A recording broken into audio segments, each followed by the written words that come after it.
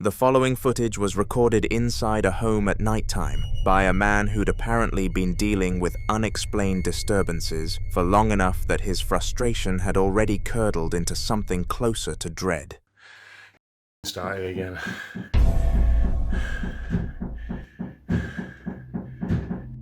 Starting again. Stop banging!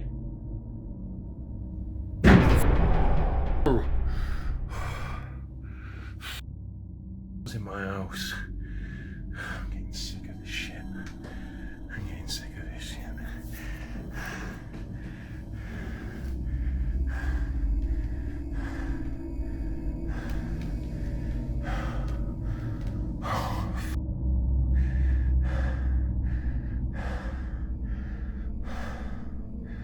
Alright.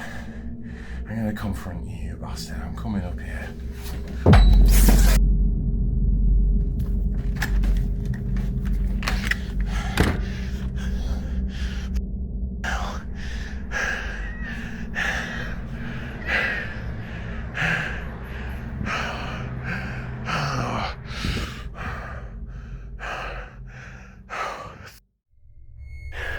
You can hear it in his voice from the very first second. Not shock, but exhaustion. The tone of someone who's been through this before and is finally at his breaking point. The banging had started again, loud and rhythmic, coming from somewhere upstairs, and this time he'd had enough. But what happens at the top of those stairs sends him straight back down, screaming, scrambling, running out the front door into the night, where his panicked, ragged breathing is the only sound left. Some viewers think the banging pattern itself is the most telling detail, rhythmic, deliberate, almost like it was designed to provoke a response, to draw him up those stairs. But what do you think?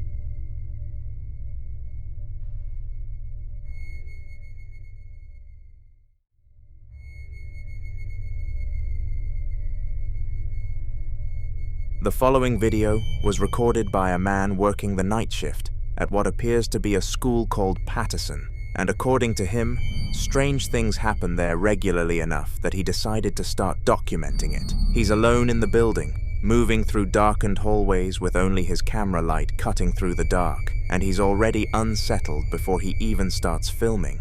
Watch.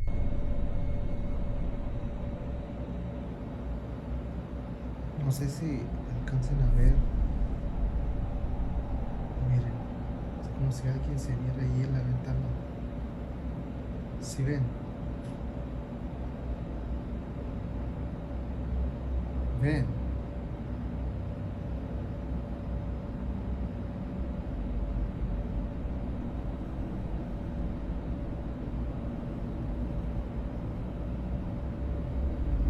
¿Sí vieron?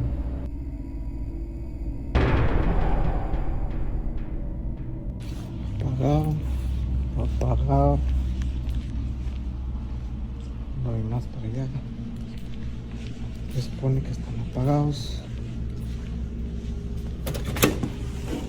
todos los focos.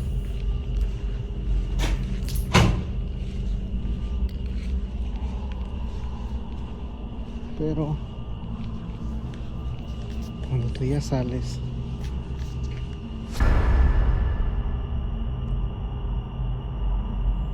lo prenden. Se prende.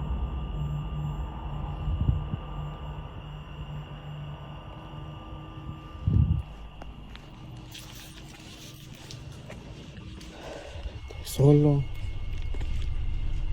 There are three separate moments across this clip that are hard to shake.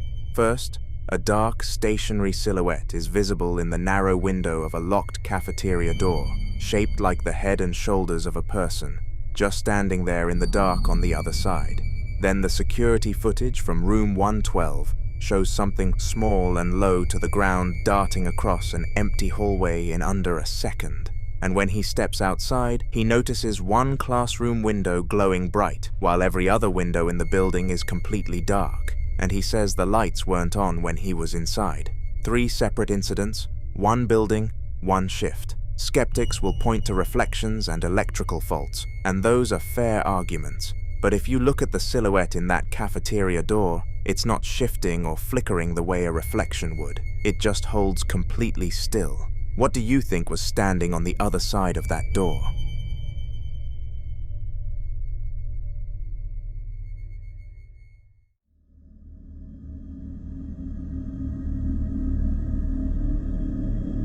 The following videos all come from the same woman, filmed inside what appears to be her apartment, and taken together, they paint a picture of something that has been making itself known for a while, escalating from strange sounds to something far more physical. In the first clip, she's in bed late at night, phone in hand, filming her dark bedroom. When she sees something, watch. Obviamente no me voy a levantar a ver qué es, pero tengo miedo, estoy temblando del miedo.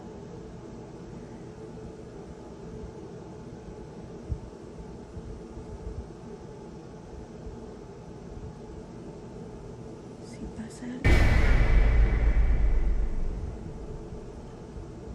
no mames.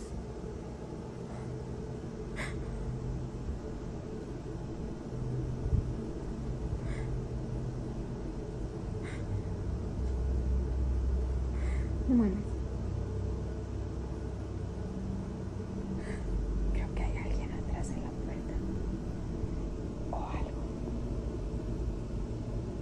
Tengo miedo. Tengo miedo. Tal vez era mi imaginación, no miré mal. Pero salí corriendo de ahí porque ya no puedo. Ya no puedo, ya no sé qué hacer. Son las 4 de la mañana. Pero sé que había algo ahí, sé que miré algo y no estoy loca. No estoy loca. Tengo que entrar a trabajar al rato y no he dormido nada. Estoy nerviosa, no sé qué está pasando.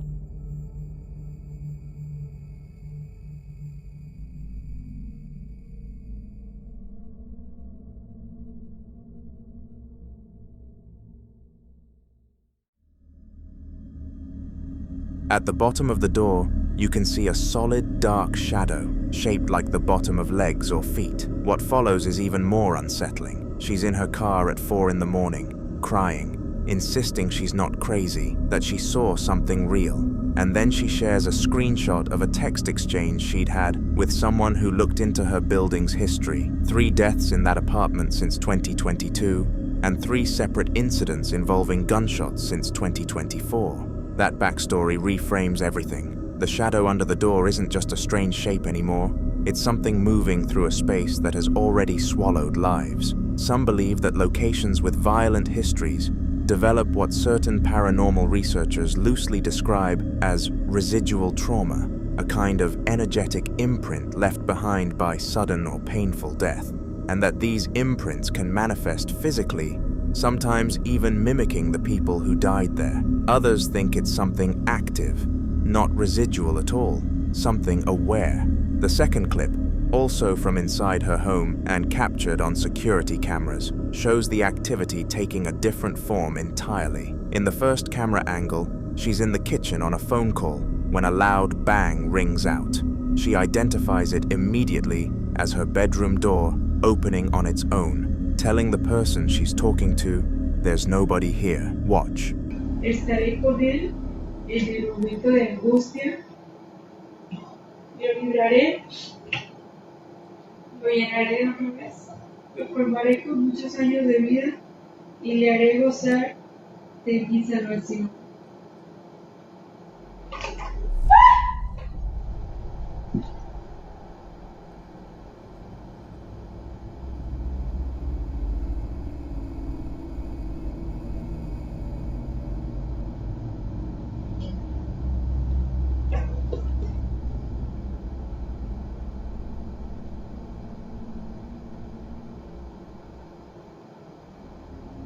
Later that same night on a second camera, she's on the sofa reading aloud from what sounds like a religious or spiritual text, when without any warning, she hears a sound like one of her doors opening. The movement of physical objects, unseen forces manipulating a person's environment, is one of the more documented patterns in cases involving locations with traumatic histories, and some believe that reading spiritual texts can actually provoke a reaction rather than provide protection, as if something in the space responds to the attempt to push it out. In the next clip, caught on the same home security camera during daylight hours, she's simply walking through the living room when this happens. Watch.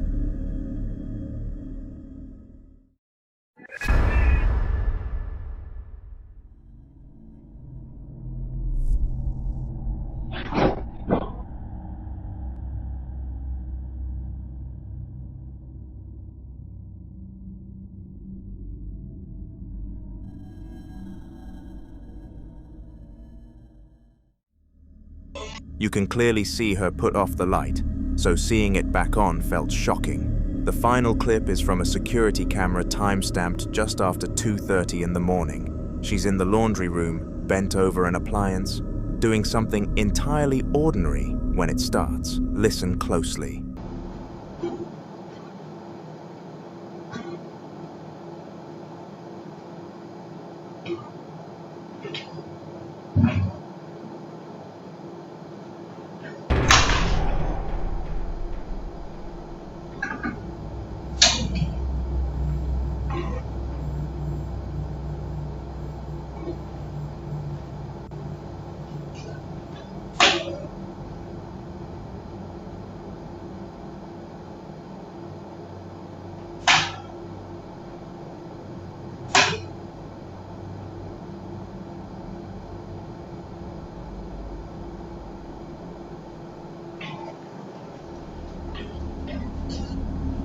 Besides what fell, an unexplained child's laugh inside an apartment with 3 deaths on record is the kind of detail that doesn't let go easily, and I'd love to hear what you think that sound was.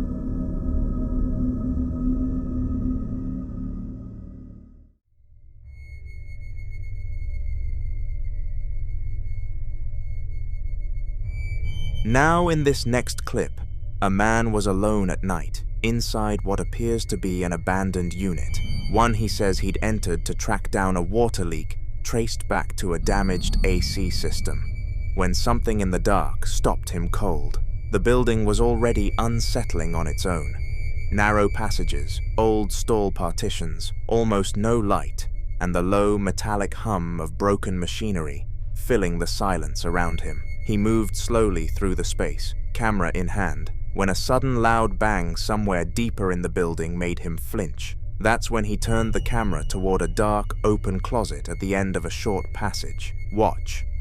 I was investigating a water leak and had tracked the source to a damaged AC system in this abandoned unit. The entity manifests near the end of the video.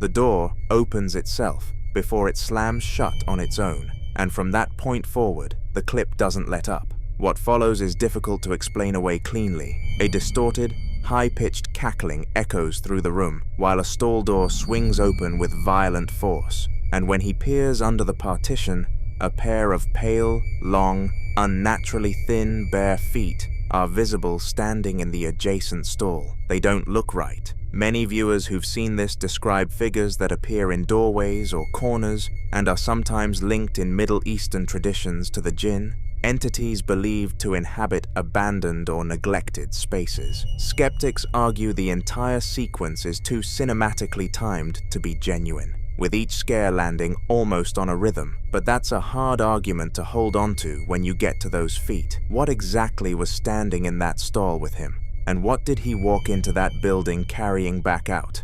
I'd love to hear your thoughts on this one.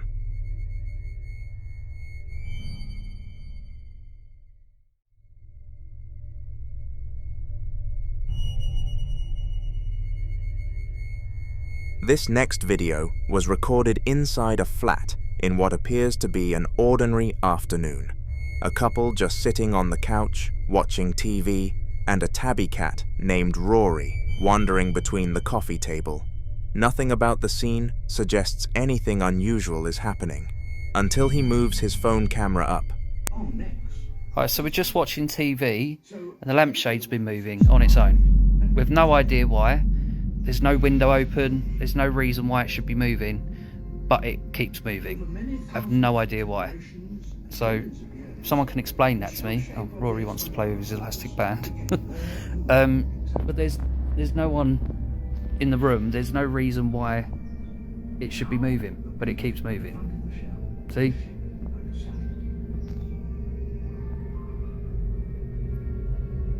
Just trying to enjoy a Starbucks whilst watching David Attenborough, and this is happening. Maybe like David Attenborough. Also, for anyone wondering, there's no one over there. There's no one over there. You know, it's still moving. So, someone please explain that. From the very beginning of the footage, a grey drum-style lampshade hanging from the ceiling can be seen moving on its own, not swinging wildly, but swaying in a slow, steady motion that continues without interruption. What's particularly strange is that the movement isn't a simple back and forth swing. Instead, it appears to follow a subtle circular pattern, almost as if something nudged it and it never quite stopped.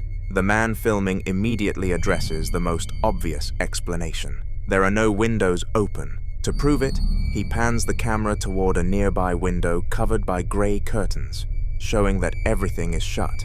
No breeze, no obvious draft, no fan blowing from across the room. Skeptics were quick to suggest more ordinary explanations.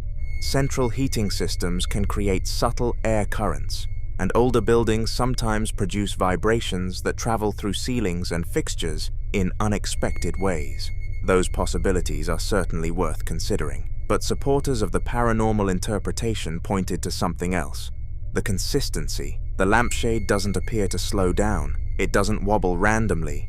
It continues moving in a smooth, almost deliberate pattern, while everything else in the room remains perfectly still. Some viewers even compared it to reports of low-level haunting activity, where ceiling fixtures, hanging objects, and light fittings are often among the first things witnesses claim to see moving without explanation. In many of those stories, the movement itself isn't dramatic. It's the persistence of it that unsettles people, because eventually you stop asking what made it move, and start asking why it hasn't stopped.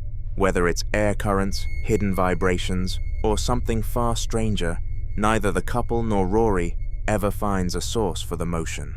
So if nothing touched it, nothing blew on it, and nothing else in the room was moving, what exactly kept that lampshade swaying? The following clips were recorded by a worker doing his rounds inside what appears to be a large commercial supermarket, checking expiration dates in the deli and dairy section late at night, alone, under the hum of fluorescent lights.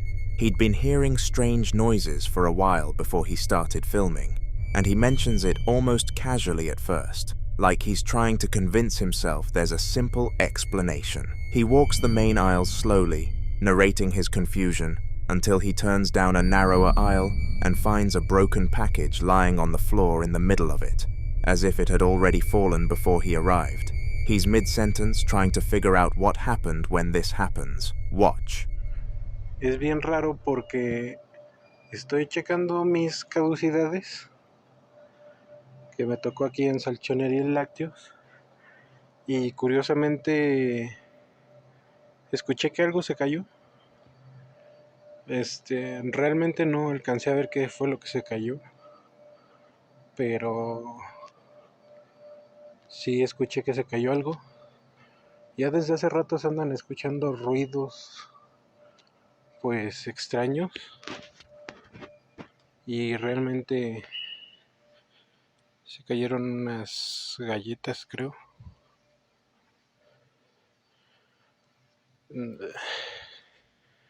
No sé, es muy extraño todo esto. Se cayeron unas galletas. ¡Oh, la madre! A second box shoots out from the shelf entirely on its own, horizontal, forceful, not a slow slide, and the man barely finishes his thought before the shock hits him. What makes the reaction so hard to dismiss is how unscripted it feels. The camera jerks violently. The Spanish expletive that follows isn't practiced, it's instinctive. Skeptics will argue retail shelves can be unstable and product shifts happen, but the movement here reads more like a throw than a topple, and there was already one fallen item on the floor before this one came off. That's 2 incidents in the same aisle with no one else visible. The activity doesn't stay in one spot though. Later in the same night, in the same building, he pushes through a plastic curtain into the commercial kitchen. Heavy breathing audible, camera still shaking, because he's heard another noise from inside. Watch. Otra vez están escuchando ruidos.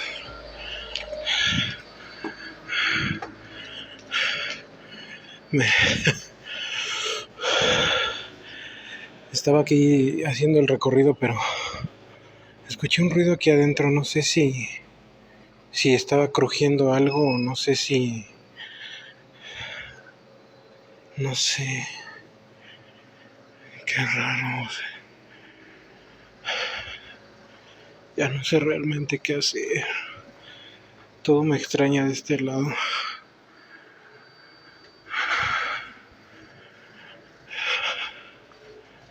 Ya no sé qué hacer.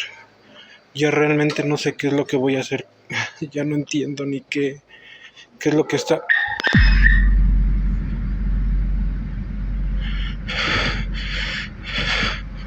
¿Qué cojones? No mames. Sácate a la verga, al chile, pinche mamada.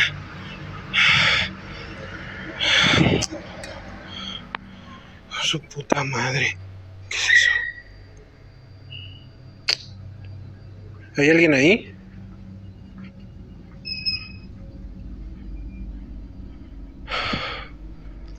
¿Qué es eso? ¿Qué se ve ahí al fondo? Oh, no mames. ¿Qué tal? A loud metallic bang erupts with no visible source.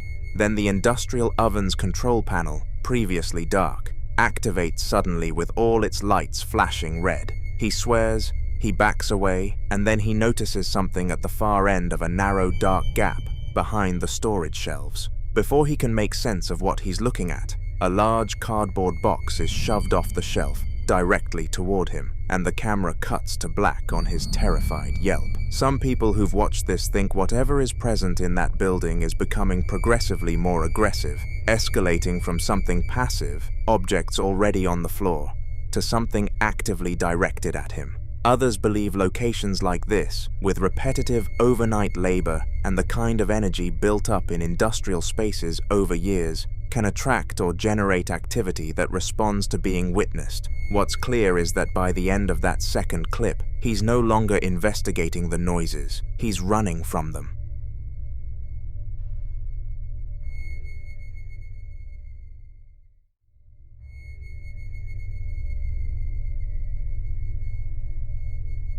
The following clips were recorded by a woman and her young daughter, Sarah, inside their home late at night. And what makes this case particularly unsettling is that the activity didn't happen once and stop. It kept building. In the first clip, the woman is filming herself in the kitchen, visibly shaken. while Sarah sits on the counter behind her. She explains that just moments earlier, she heard knocking traveling down the hallway, followed by what sounded like quick footsteps, and Sarah heard them too, independently, without prompting. The woman points her phone toward a dark hallway near the staircase, speaking in a hushed voice about shadows she's seen there before, figures that seem to peek over the banister and disappear. You can feel the tension in the way she holds the camera, steady but uncertain. Then, just as they're trying to calm down, Sarah suddenly reacts to a new sound. Listen closely. It's just really weird. We just heard. What did you hear? Oh, you heard. I just heard knocking coming all the way down the hallway. And she's like, "Is that Daddy?" I said, "No." I said, "Daddy's taking his shower right now." But I heard footsteps too. You heard footsteps? Is that what it was? I heard that too. And our dog is right here. The cat is way back in the bedroom. But we just heard... Hold up. I just heard footsteps way down there. Like, sometimes I'll see shadows over there at that staircase. Like going up. Or like peeking over the banister. I don't know, that was like really weird. So Go make our snack, but if you see anything, that's super weird, like if you see like a shadow or like somebody. oh, we hope we don't see somebody. Yeah.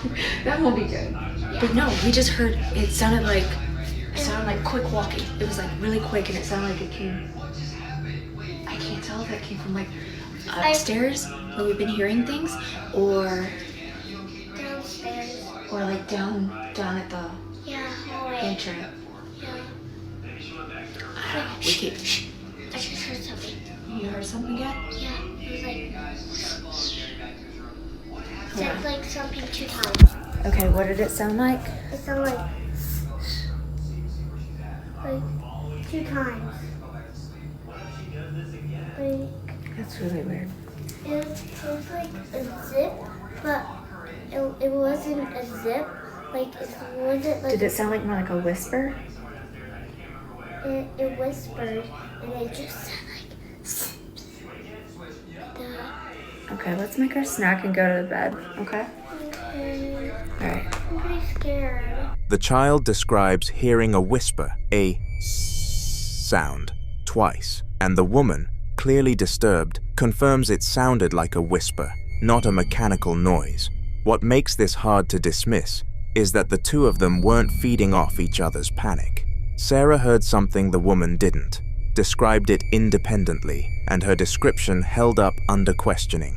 By the end, both of them admitted they were scared, and they decided to just make a snack and go to bed. That decision became its own kind of horror. In the second clip, the phone is set down on the counter, and the camera is static as they move through the kitchen together. Watch. Sarah, did you say you wanted a snack? You said you wanted a snack?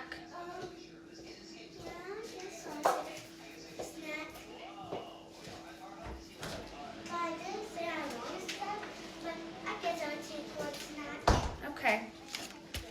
Can I help you do your fittings?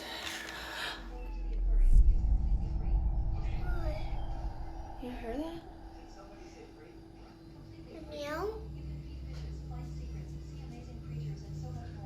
No, it sounded like that noise you heard earlier. Maybe it's just like a rat. So We don't have that, Sarah. Let's go grab some other stuff. What else do you want? I'll take strawberries with milk. Because I want milk because milk are healthy.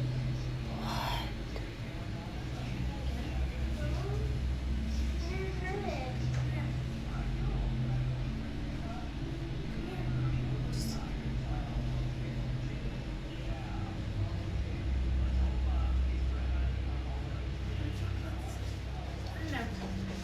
do a we'll do a healthy snack together. Does that sound good? Okay, I'm gonna get on the table because I'm pretty scared because if you heard that noise, you heard it, cause I heard that like earlier. I heard it earlier, so while I was sitting there, I heard it. Yeah, you heard you said it sounded like a snake sound, but it sounded like somebody talking at the same time. I don't know. It was a snake or a what? But if you were talking, you don't know what? So I don't know. It's a snake or a person talking or a rat. I don't. Okay, that was really weird. My phone just completely glitched. Yeah. It froze. Yeah. Into one spot, and I was like, "Whoa!" I got a weird. You got a shiver feeling? You got like a weird shiver vibe feeling that just like it feels. It's got like really cold in here. Oh yeah. That was really weird. Yeah, like I don't know. Was that like a snake, a person? I don't know, but I mean, like that was like the phone glitched. Yeah. She's telling her story, and it was just. Yeah, I'm telling my story. Did I just see a flash? I don't know. It was really weird. A loud, layered noise erupts from the direction of that dark hallway. Something that sounds like a deep growl, tangled with a metallic screech, aggressive enough to make the dog look up too.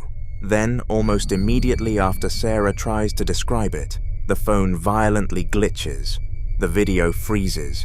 The audio drops out completely, and when it recovers, the woman is standing there shaking, saying the room has suddenly gone ice cold. In paranormal research, a sudden temperature drop combined with electronic interference is one of the more frequently reported combinations, often associated with what investigators call an active presence drawing energy from its environment. Skeptics will point to a drafty house and a phone overheating, but the timing, the glitch happening in the exact moment the child is describing the sound, is the part that's genuinely difficult to explain away. So what exactly is in that hallway?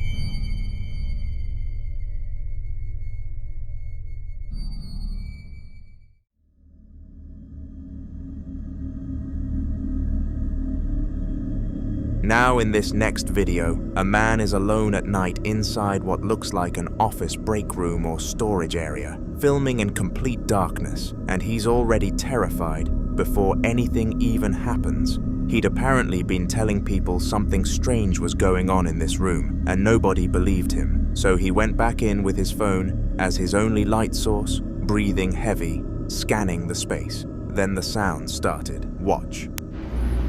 Bạn hỏi mọi người không tin. Tụi mình luôn. Đến đó. Phải đúng.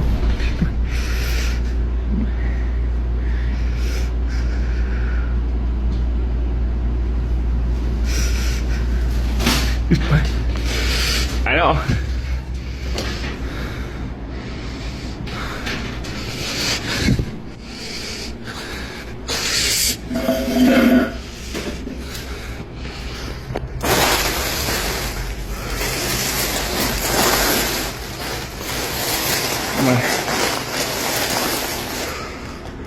First, there's a rustling in the dark, then a loud bang that sends him scrambling for the light switch. Once the room's lit up, he pans around and the camera settles on something sitting on top of the metal lockers, a large red bag of snacks. That's when it moves. No one near it, no vibration you can point to, no draft. It just scrapes forward several inches on its own, with an audible sound that makes him recoil immediately. He reaches out to touch it, almost like he needs to confirm it's real. Some viewers think an animal could explain the sounds in the dark, but that bag moving in a fully lit, clearly visible room is a lot harder to explain away. What do you think was in that room with him?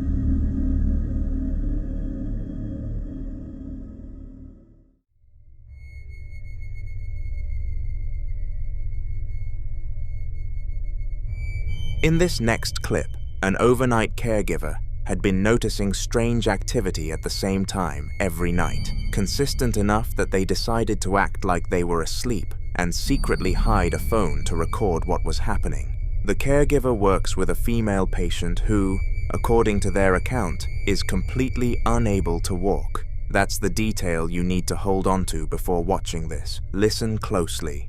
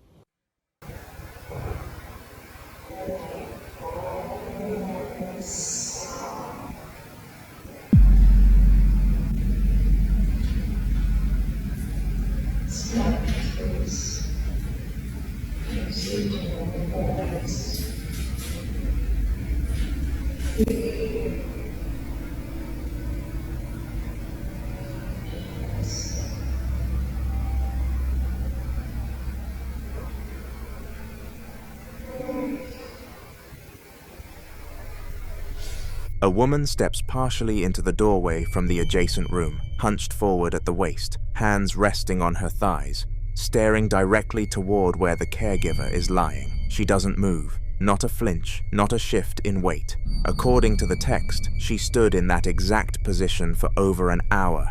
Many believe this could be a case of something else entirely occupying the patient's body. Others think it's sleepwalking, though that explanation does little to account for the posture. What would you do if you looked up and saw that?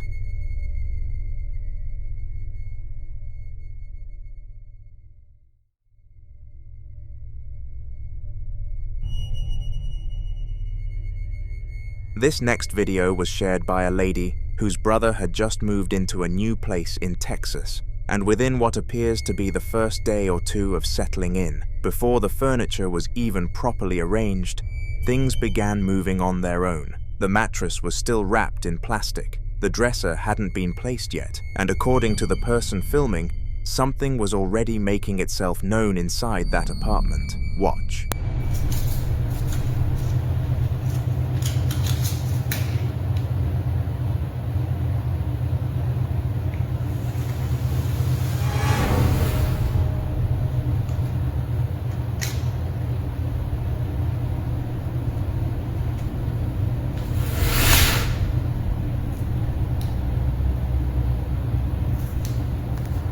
This is fucking crazy.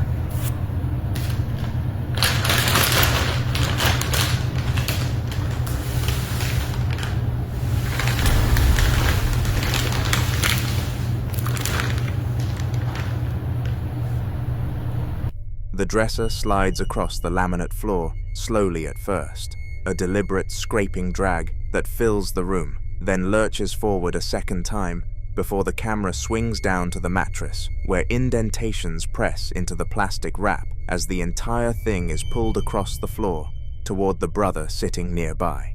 What makes this harder to dismiss is the texture of those indentations. Not a single pull, but the kind of uneven pressure you'd expect from something stepping and dragging at the same time. Some viewers immediately pointed to poltergeist activity, and that term carries real weight here.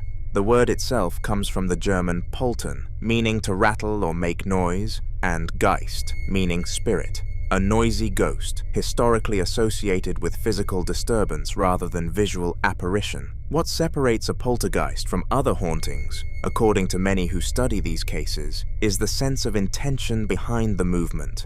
Objects don't just fall, they're directed. Skeptics argue fishing line and an off-camera accomplice could explain both pieces of furniture, but the synchronized scraping audio and the progressive movement of the mattress give a lot of viewers pause. That same apartment appears to be the setting for the next clip, this time captured by a static security camera at around 9 a.m.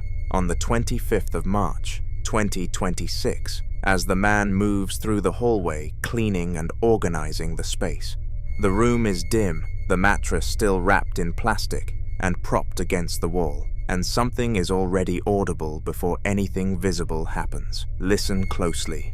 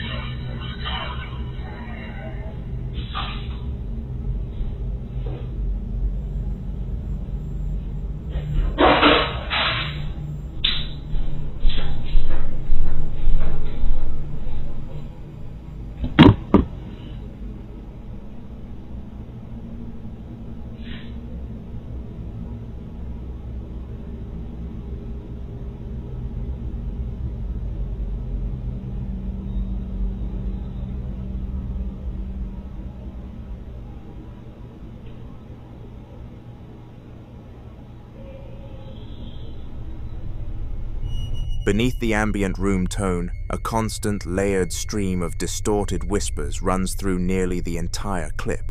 Some viewers claim to make out phrases, with one voice appearing to say, "Let us be free," before a loud bang slams from somewhere off camera, twice, and in the background doorway, a dark silhouette appears for just a moment, then disappears, followed seconds later by a faint, wispy shape drifting through the opposite entryway. The man doesn't seem to react. Either he didn't notice, or he's gotten used to it. The whispers themselves are strange because they don't behave like environmental audio. They layer and overlap in a way that some describe as electronic, almost processed, which has split viewers. Some believe the apartment is genuinely saturated with something, while others think the audio was added in post. But then there are those bangs, and that silhouette, and the fact that both clips exist from the same location. Whatever moved that furniture on the first day might not have stopped. The question is whether that presence is content to stay in the background, or whether those whispers were a warning of something still building. You tell me. In the following video, a man is up at 3:30 in the morning when he starts hearing strange noises in his apartment. And before he even goes looking, something has already made itself known. He notices the bathroom light is on, even though there's no one else home. That detail alone is enough to make him nervous, but as he slowly pans his phone camera toward the darkened hallway at the far end of the room, the footage catches something that stops him cold. Watch. Son las 3:30 de la noche y estoy escuchando ruidos muy extraños. Lo más perturbador de todo es que la luz del baño está prendida y no hay nadie. No hay nadie. Voy a apagarla porque neta me está dando... Hay alguien al fondo. Hay alguien al fondo. Hay alguien al fondo. Ya no hay nadie.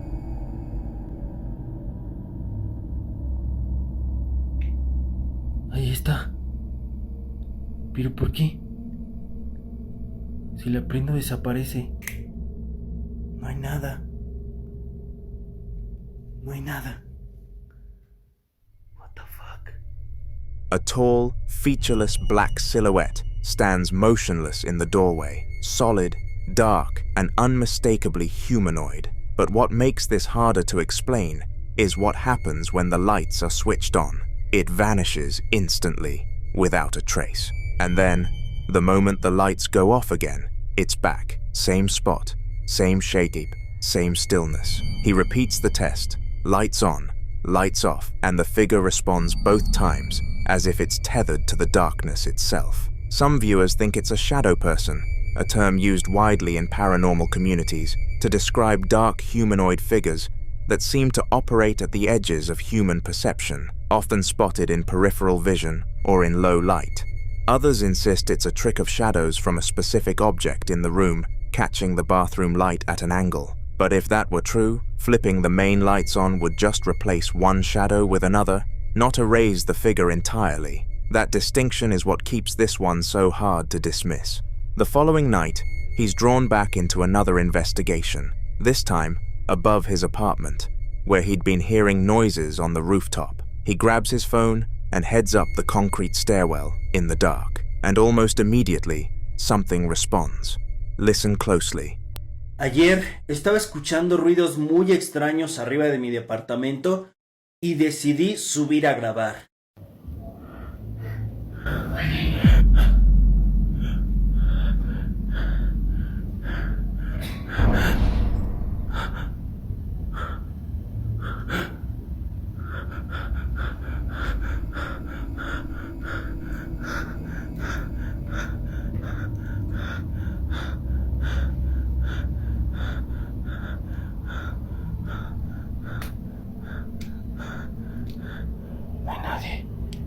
No hay nadie. Y esto tiene candado, no se puede abrir. No se puede abrir. ¡Qué mierda!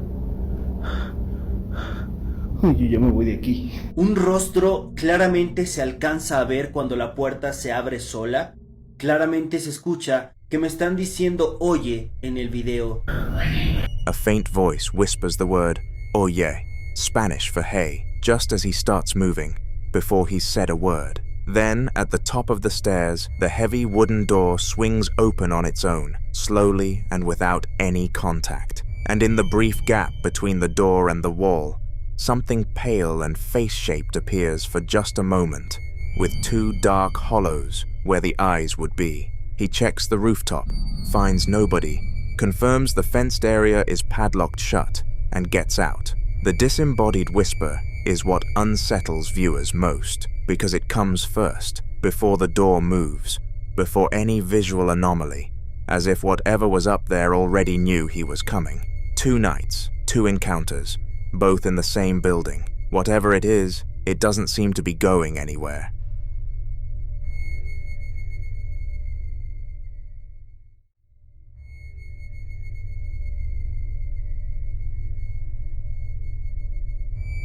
In this next clip, a group of investigators have set up a Hikvision thermal imaging camera in what appears to be a hallway or entryway. White walls, grey tile, a pair of white-paned doors, and the conversation in the background is relaxed, almost casual, the kind of atmosphere you get when people are confident in their equipment and just waiting to see what it picks up. Watch.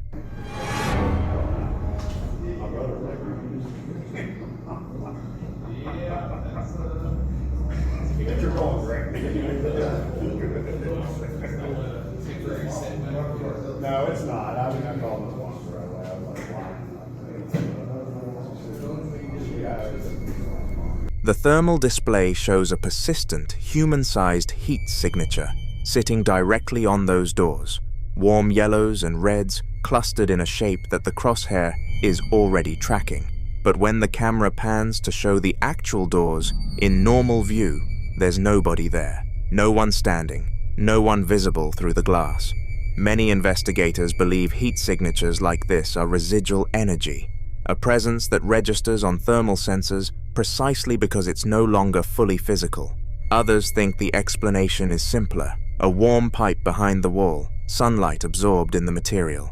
But the signature stays consistent throughout, and you have to ask yourself, what exactly is standing at that door?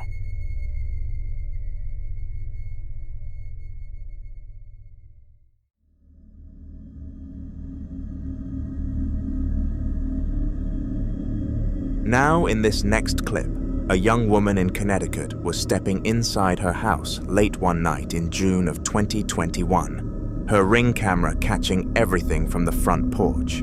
She'd been standing outside for a moment, waiting, and you can even hear her say, "Because it's not fully dark yet," to someone inside, casual and completely unbothered. Nothing about the moment feels off. Watch. Because it's not fully dark yet.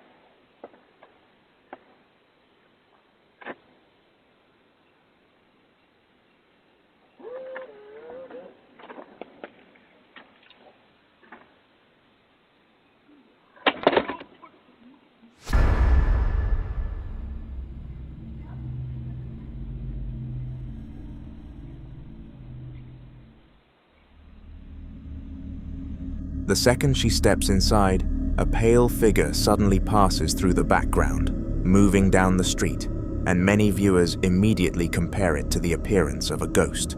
Some viewers tried explaining it away as a person walking under poor lighting conditions, but others pointed out how unusual the movement feels, especially because the figure doesn't appear to react to its surroundings at all. It simply passes by in silence, almost like it had somewhere specific to go, and that detail taps directly into one of the oldest paranormal ideas. Across multiple cultures, there are stories of road ghosts, or wandering apparitions, figures believed to repeatedly travel the same streets, paths or routes be connected to unfinished business, sudden death, or routines they carried out in life. So what do you think? A ghost or something else?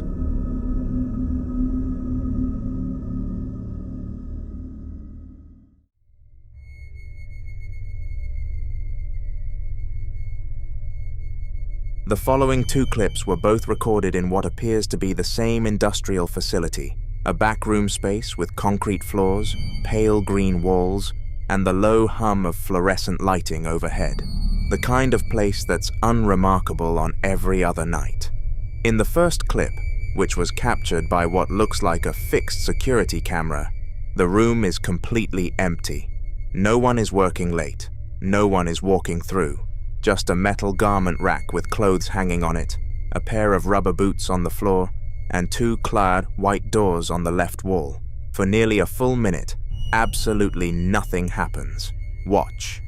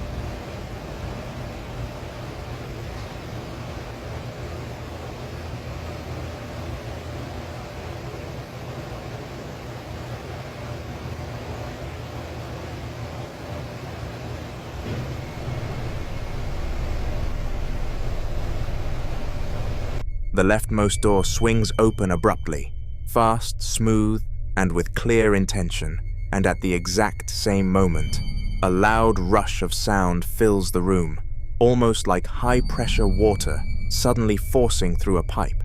And if you look closely at the boot, you'll see it moving like someone trying to turn from one direction to another. But the thing is, no one was wearing the boot. Then the doors start opening, locker after locker. A lot of viewers who've watched the full footage describe it as one of the most sustained, escalating sessions of unexplained activity they've ever seen. Not one event, but a cascade that keeps building until it becomes impossible to stay.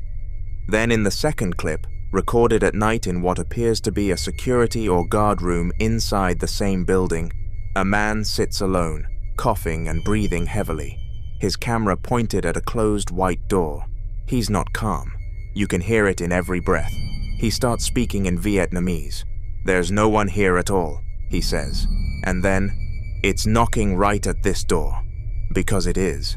4 loud, distinct knocks hit the other side of that door, one after another, and the man's voice shifts from fear into something closer to fury. Listen closely.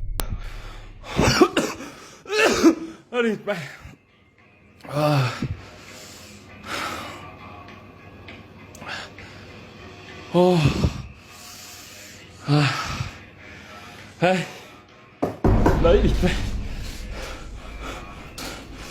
Phòng cửa khóa hết đấy. Cái gì? Địt mẹ. Không có ai luôn nhá. Nó gọt được cửa này luôn này. Con người đâu được, con người lúc này mà mình đi ra mở cửa là thấy rồi à.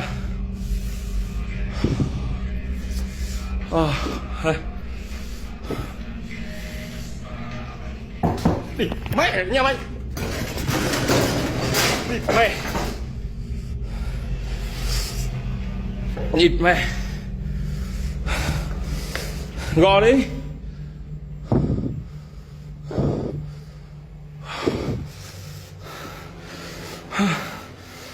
Gò đi, đó. Không có ai mà nó gò cửa này giờ đấy.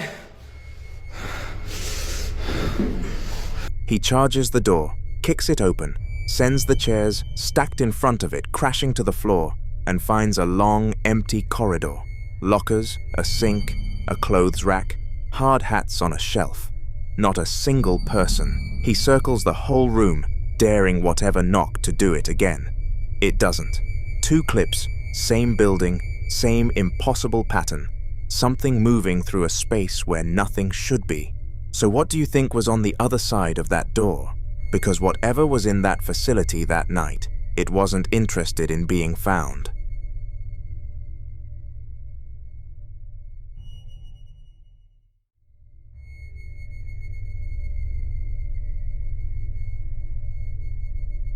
In this next clip, a man is home alone at night when something inside his own house turns violent. He's been filming, seemingly documenting something that's already been going on, when out of nowhere, a loud, aggressive banging erupts from somewhere unseen, rhythmic and heavy, like something is slamming the floor or ceiling repeatedly without stopping. He moves through the dark rooms in a panic, camera shaking, calling out, trying to figure out where it's coming from. It doesn't stop.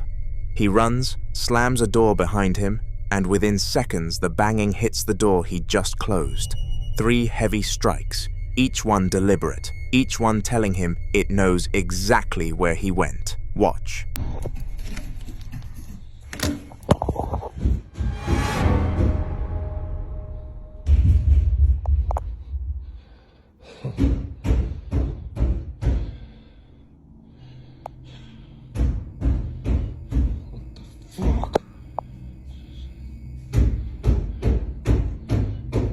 Hello? Hello? No. Hello? Hello? Fuck.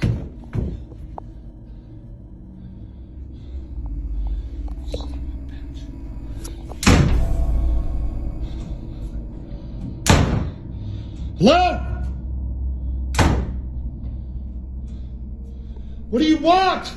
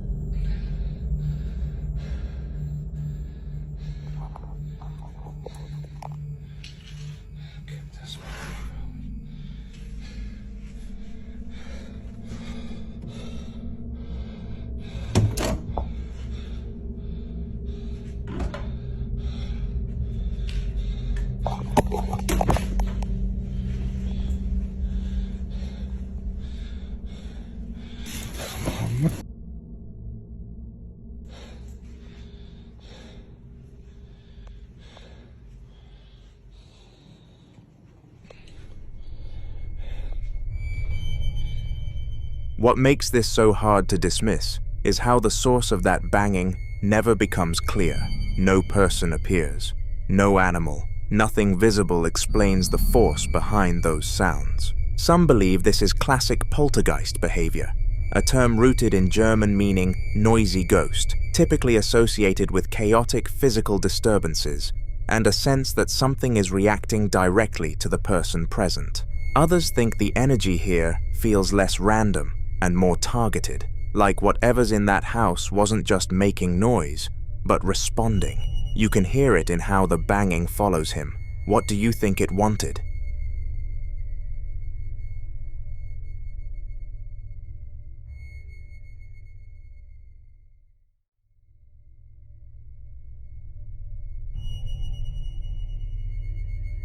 This next video comes from a tattoo studio in Chihuahua, Mexico, where a man had been receiving security alerts about movement and strange noises in his shop, a place he describes as increasingly difficult to be around, to the point where he and those close to him hadn't been sleeping properly for days. On this particular night, he heads back to the studio after getting one of those alerts, unlocks the front door, and steps inside to find the room strangely cool despite the heat outside.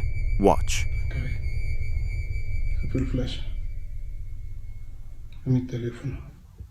Y eso que traigo bastante batería.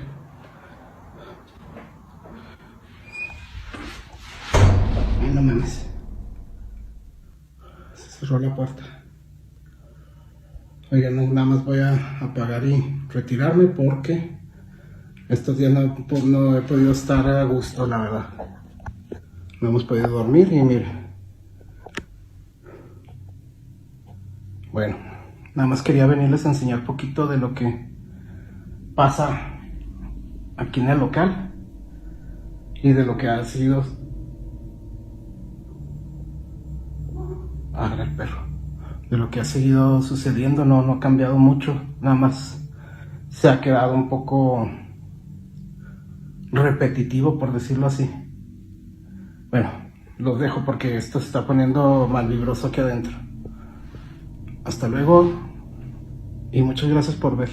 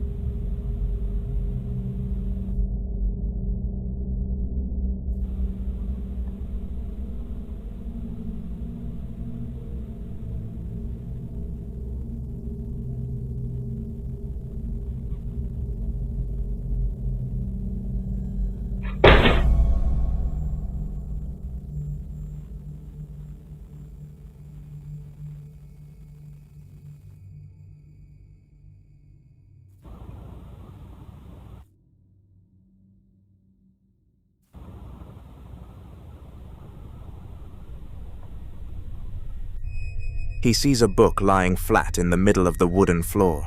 The title of that book? El Diablo me obligó, The Devil Made Me Do It. He laughs it off a little, calling the ghost creative, but you can hear something tighten in his voice as he keeps moving through the space. He decides to go quiet for a moment and let the security camera record on its own, and that's when his phone light abruptly cuts out despite having a full battery. 3 things happen in quick succession that are difficult to dismiss. His phone goes dark without explanation, the bathroom door slams shut on its own with a sharp, echoing bang that sends him straight toward the exit, and then the security footage, recorded automatically while all of this was happening, shows a bright white orb hovering around the head of a porcelain doll on the yellow cabinet before disappearing, followed by that same book being violently thrown off the shelf and landing flat on the floor with a second loud bang. That's not a book sliding, it's pushed outward, off the edge, with force. Many people who've watched this point to the combination of the cold spot, the phone cutting out, and then the physical activity as a classic escalation pattern. The kind where whatever is present seems to be building towards something other than just passively existing in the space. Some believe the orb near the doll is significant, since objects with fixed, staring faces, dolls especially, are often described in paranormal communities as focal points, things that draw or anchor a presence. Others think the book choice wasn't random at all, that something in that room selected it deliberately. Skeptics will say the door could have been caught by airflow and the book by an unstable shelf, but the security footage makes that harder to argue, because you can see the book move outward, not downward. He leaves the shop that night, and based on what he said before walking out the door, it doesn't sound like he planned on going back anytime soon. And honestly, given everything that studio captured in under 6 minutes, can you blame him? The following clip was recorded by a girl on her 15th birthday. The house was full of relatives, music playing in the background, wrapping paper scattered across the floor as she laughed and unwrapped gift after gift. At one point, she picked up her phone to film a short video for her school friends, wanting to show them one of the dolls she had just received. But before she could even finish the video, something happened. Watch. Bueno, aquí les presentamos a la muñeca de Bessie que se la regalaron a sus 15 años.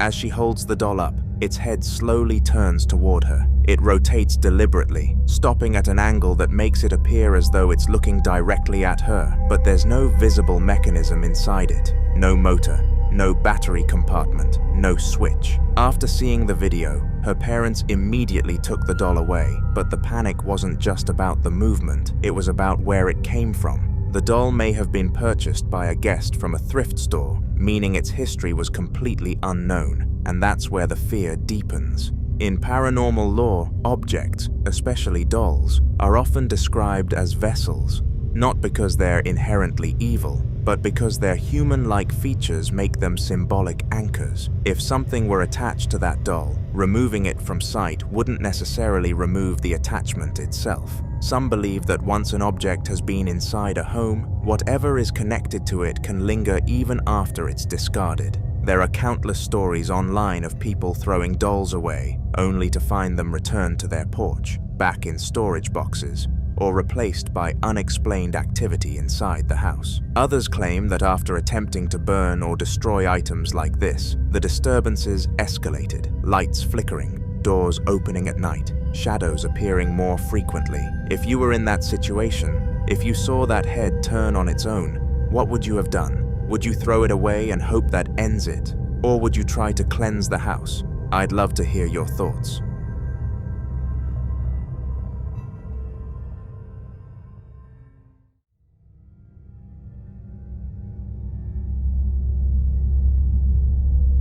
This next video was captured on a man's Ring camera late at night, and ever since reviewing the footage, he says he hasn't been able to look at his front yard the same way again. Watch. Caught this on my Ring camera last night.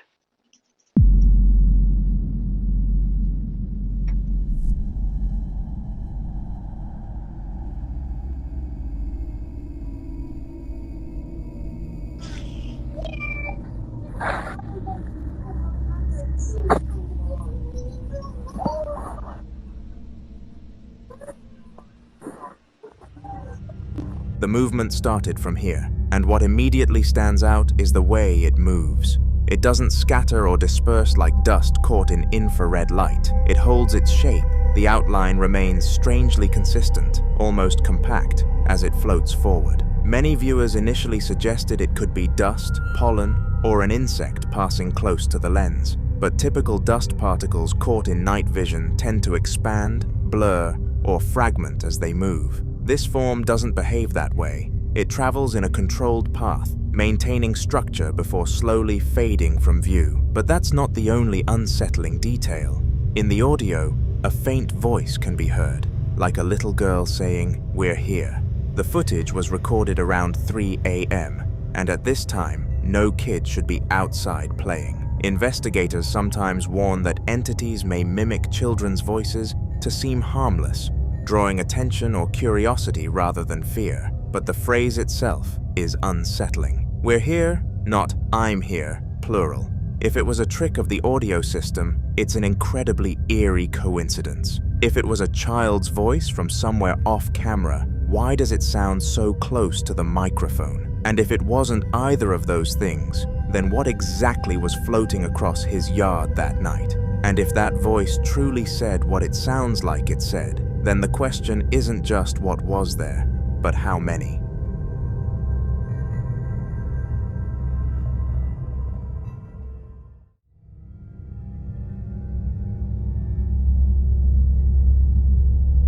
Now in this next clip, a man known online for his extensive doll collection captures something unsettling inside his daughter's bedroom, and it happens while she's asleep.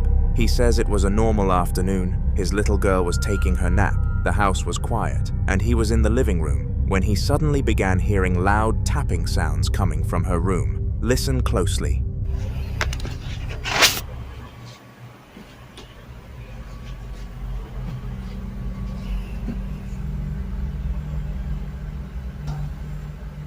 What is that? See, it ain't my daughter because she's napping right there on the bed.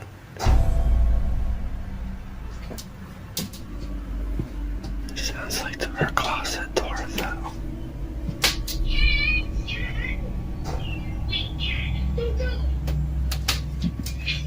Try not to wake her up.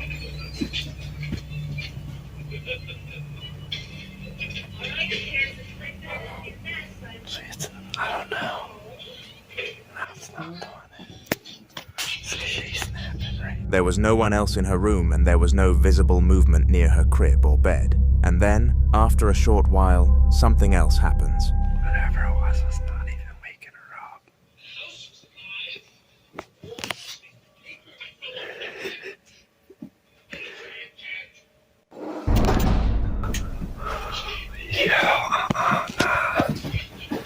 Nah.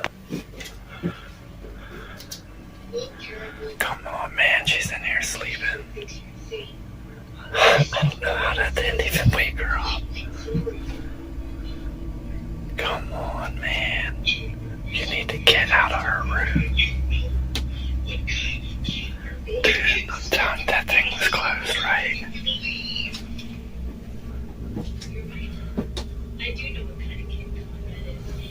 Come on, man. Now why is she sleeping?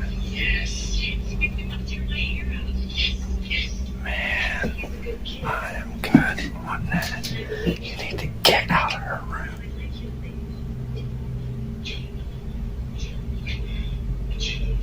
Play somewhere else.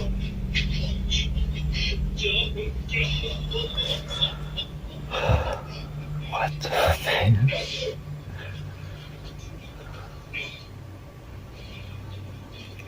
You need to stay out of her room.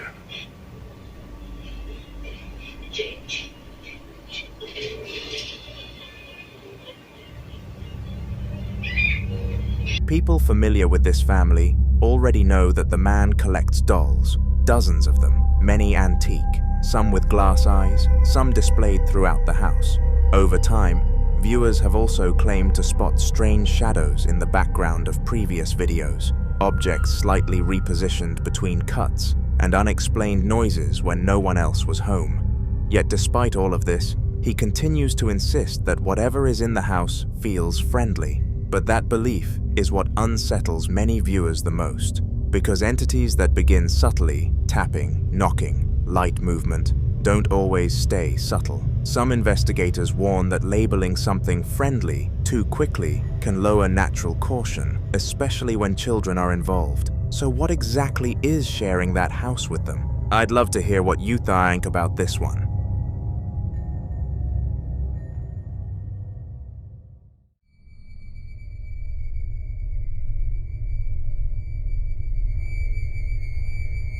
The following video is about a man who claims the activity in his home became so disturbing that he eventually had to leave and stay at his girlfriend's house just to get a break from it. It started with small disruptions, unexplained bangs in the middle of the night, doors clicking shut when no one was near them, and lights that would suddenly shut off and remain off for several long, deliberate minutes before turning back on by themselves. He describes those moments as the worst part, standing in complete darkness at 4 a.m., waiting, feeling as if something was intentionally holding the room in silence before restoring the light. Then one morning, around 4 a.m., he woke up to the sound of laughter clear enough that his first instinct was to assume it was his TV, but when he checked, the television wasn't even on. Some viewers tried to analyze his situation, but to prove that it wasn't just the house, he decided to leave for a few days and stay at his girlfriend's place. He believed that if the disturbances stopped, then the house was the source. Watch. So yeah, I've been staying at my girlfriend's house, but guess what, guys? You're not gonna fucking believe it. The ghosts have followed me here. And she's bugging the fuck out. Her mother is bugging the fuck out. And I'm bugging the fuck out. I mean, I guess I should have expected this, but let's just see what's been going on. Her door has been opening in the middle of the night. This closet door has been opening up in the middle of the night, and it's like hard as to open. We put shit in front of it so it wouldn't open. Hearing all types of knocks, hearing people run up and down the stairs. I mean, this house is 100 years old. And then to top it all off, my girlfriend goes in the shower today, and on the mirror it says, "We are here." And the writing is fucked up. Look at that R. It's like look at that R. Why is it? Oh my god, I'm not doing this shit. I gotta move out. What the? I gotta move out. Yeah, so that was on the mirror. I mean, it looks like anybody could have written that, but in person, the way it was written is mad weird. It's like squiggly lines. Her mom tried cleaning it with Windex and it wouldn't come off. And then after all that shit happens, her mom goes downstairs, and she's a very religious woman, and she has like this little, I guess, Bible, would you say it is, or what is it? I guess it's a regular Bible. Like a Bible. I'm also sick. I don't remember. Yeah. So she goes downstairs and looks at it, and she left it closed. She goes down and looks at it, and it's open on the same exact page that her husband and her father died. The same exact day, May 22nd, it says it in the book. What it says on the page is very like you were meant to hear it kind of thing. Like it was just like so weird timing and just like a weird page. So we're thinking maybe her dad is trying to protect them from whatever I brought in their house. What do you guys think? According to him, his girlfriend and her mother had never experienced anything unusual in that house before he arrived. To him, this isn't a haunted house situation. It's something attached to him, something that follows him wherever he goes. But there's another layer. He mentions that his girlfriend's house is over 100 years old. Some speculate that perhaps his presence didn't bring anything. Maybe it just triggered something already dormant there. In paranormal belief, certain individuals are thought to act as catalysts, unintentionally amplifying or awakening existing energy in a location. Still, what unsettled people most was when he started having dreams. What's up?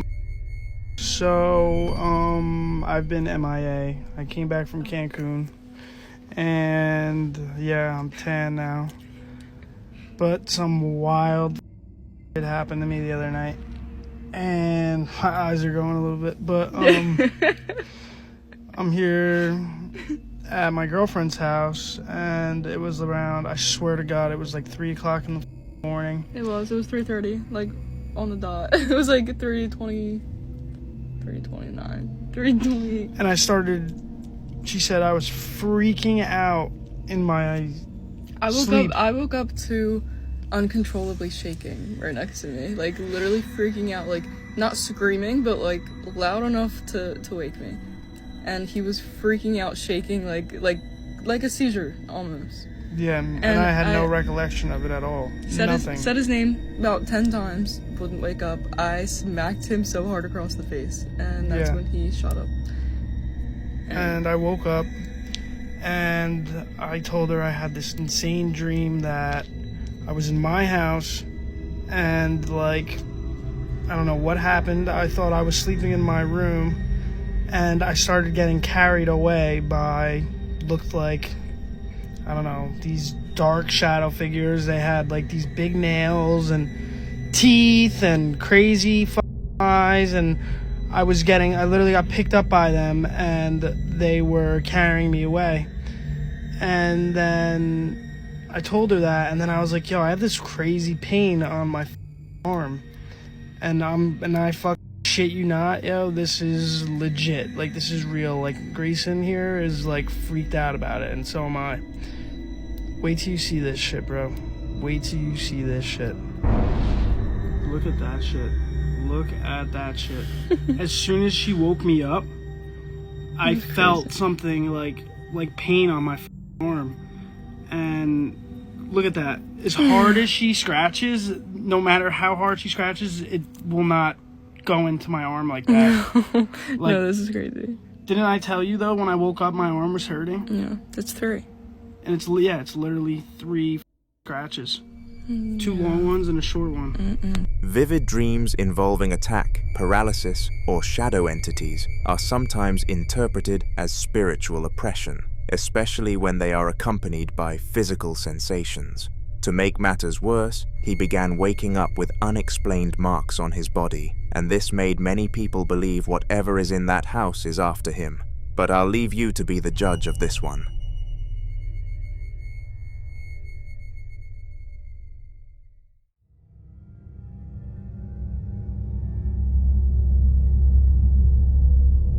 Now, in this next video, a man is simply filming an update for his followers. He explains that he's recently been uploading more political clips instead of his usual original content because he lost hours at his job and is currently searching for a new one. According to him, political topics are easier to gain traction with, and right now, views matter. While he was filming, this happened. Watch closely.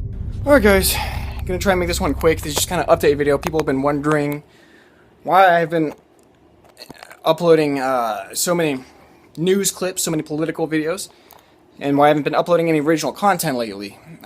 As you should know, the American election just happened, and I was getting kind of one video. If you follow my channel, you would know it has 28,000 views. And I tried essentially recreating that and getting a lot of views, through those political videos. Unsuccessfully, might I add. Basically, where I'm getting at is, in order to fill in the lack of original videos, I've been doing these political clip videos. And the reasoning behind that is because here at home, things are a little difficult. I didn't lose my job, but I lost a lot of hours. And I'm looking for new employment, which is inhibiting me from creating new content. Makes it a lot easier for me if I can just, find a video clip of some politician or some news anchor saying something really stupid and get some views from that, than it is. It's easier for me to get views from that than it is, new content at the moment. So, just what I'm saying is bear with me.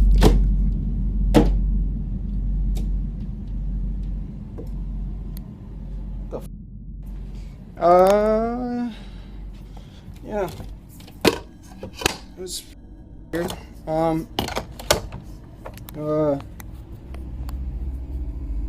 Got that on tape. Yeah, that. I know you guys aren't gonna believe that really just happened, but as you can see, there's no one in the room with me here. I've kind of chose this room because it was the only room in my house without someone in here. Yeah, that was guys. This isn't. It's a string, right? But that's just kind of an Ethernet cable. You could you know,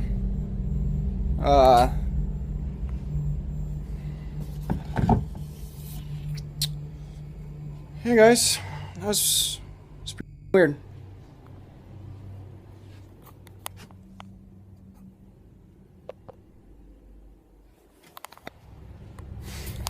People often claim that activity can begin subtly, small disturbances, objects shifting, electronics malfunctioning, before escalating into something more noticeable.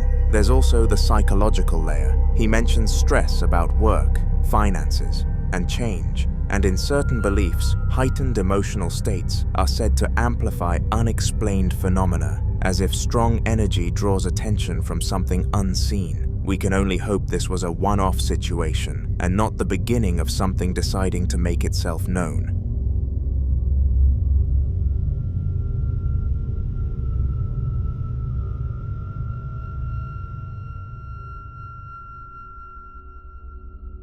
In the following clip, a group of paranormal investigators acquire 2 dolls from separate owners who both claimed the objects were responsible for disturbing activity inside their homes. According to the previous owners, one of the dolls had been linked to persistent knocking sounds that seemed to follow it from room to room. Lights would flicker whenever it was moved, and one family claimed they repeatedly found it repositioned in places they were certain they hadn't left it. The second doll, the one dressed in a red cloth, was reportedly associated with whispering sounds at night and sudden cold spots that formed specifically around the shelf where it sat. One owner even said her child refused to sleep in the same room with it after insisting the doll blinked.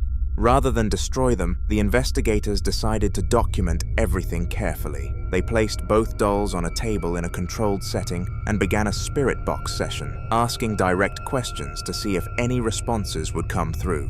That's when something happened. Watch. Light it back up to red. Look. No! Bring that camera over here! Oh god, he moved! Still moving. Did you catch it moving? I think I did, I don't know, I tried to run! Again. Look! You see it move? I caught it moving. Yeah. If you look closely at the doll with the red cloth, its head appears to shift slightly to the side. It is believed that objects that have been repeatedly associated with fear, attention, and belief can sometimes become what investigators call trigger objects, meaning they act as focal points for activity because of the emotional energy surrounding them. The red cloth itself also caught viewers' attention. In certain folklore traditions, red fabric is believed to either attract or contain spiritual energy, depending on how it's used. If the doll did move on its own, then the implication is clear. Whatever the previous owners were experiencing may not have been imagination. So if something truly is attached to it, then is bringing it into a new environment going to quiet it, or will it simply give it a new audience?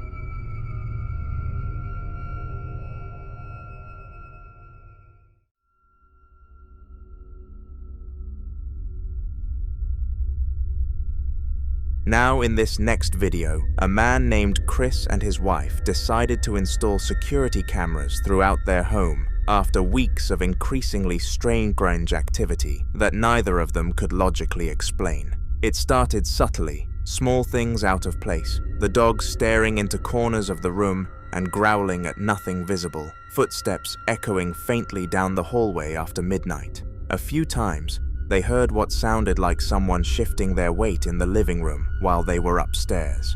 Once, Chris swears he heard a sigh directly behind him when no one was there. Eventually, they stopped brushing it off and installed cameras to see whether the disturbances had a visible source. One night, Chris was sitting in the living room with the dogs resting nearby when something happened that changed how he viewed the house entirely. Watch.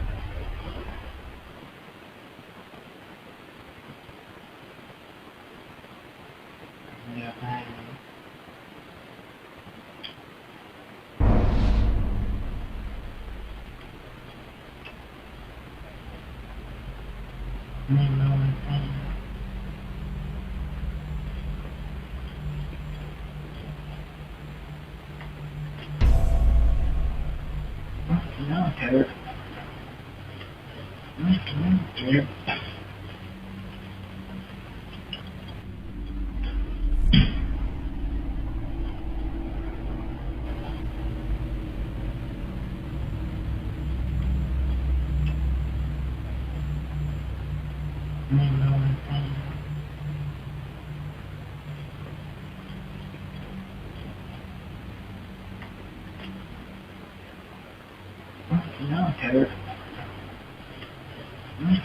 Tethered.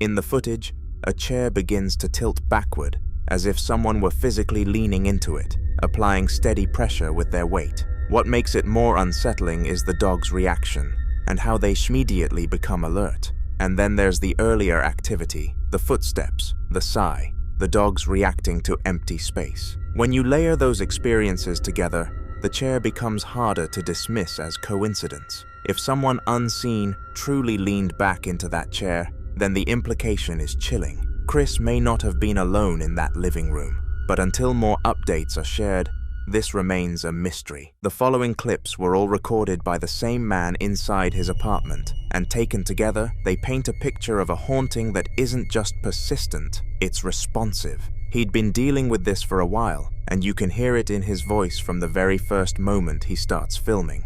The activity had become routine enough that his reaction wasn't panic, it was exhaustion. One night, he set his phone down on a surface in the living room, pointed at a short hallway and a closed white-paneled door at the end of it, and then the banging started.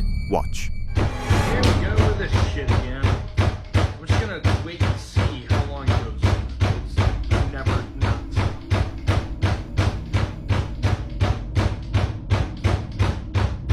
Stop! Okay, that works. What you just heard was violent, rhythmic, and relentless, something hammering the door from the other side with enough force to rattle it in its frame. But the moment that stops people in the comments isn't the banging itself. It's what happens when he shouts, "Just stop." The noise cuts off instantly, and then the door swings open on its own into darkness. Not a slow creak, a deliberate, smooth, inward swing, like something on the other side had been listening the whole time. That response, action, command, compliance, is what separates this from a random disturbance. Many who study cases of intelligent haunting point to exactly this kind of exchange as evidence that whatever is present isn't just generating energy randomly, but is aware of the person in the room with it. Skeptics, though, weren't satisfied, and after the clip spread, one viewer left a comment pointing out the coaxial cable running near the door, suggesting it could explain the whole thing mechanically. The man didn't ignore it. Watch. This is the cord in question, the coax cable, and you can see here it goes directly from here down to my Wi-Fi. So I could, I guess, open it like this, but one, I would probably be in the way of the camera here since I'm standing here, but let's try and test this. Here's the door latched all the way shut. I mean, I'm pulling on that pretty hard and it doesn't come out. But if I were to do this and open it, that just kind of pulls the Wi-Fi back. So, I mean, if this cord was the thing that was pulling it, this probably would have knocked off, but I don't know. He walks through the whole setup deliberately, showing how the cable runs along the baseboard, up the wall, and past the door frame. He even demonstrates that pulling it straight doesn't open the door. It only works if you grab the cable at a very specific angle, close to the knob, and pull downward. He admits himself he's not entirely sure it rules anything out, and that honesty is actually harder to dismiss than a flat denial would be. Because if you watch the original clip again with that explanation in mind, the physics still feel off. The door opens smoothly, without any visible tension on the cable, and nothing appears to pull the knob downward. It didn't settle the debate, it deepened it. Then the banging came back.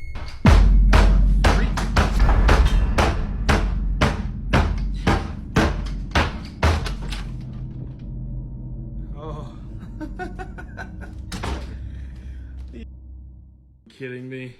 This time the crucifix that had been hanging on the wall comes off during the noise and lands on the rug. He pans down to find it, picks it up, holds it to the camera. His reaction is a short, disbelieving laugh, followed by, "You gotta be fucking kidding me," which, honestly, feels like the only reasonable thing to say. The detail that lingers isn't just that a religious object fell, it's that it fell during the most violent episode of banging yet, and it didn't come down gradually. It was knocked loose. In a lot of paranormal traditions, particularly in folk Catholicism and broader Western demonology, a presence targeting or displacing a crucifix is considered a signal of something adversarial, something that doesn't just tolerate sacred objects being nearby. Whether you believe in that framework or not, the pattern here is hard to ignore.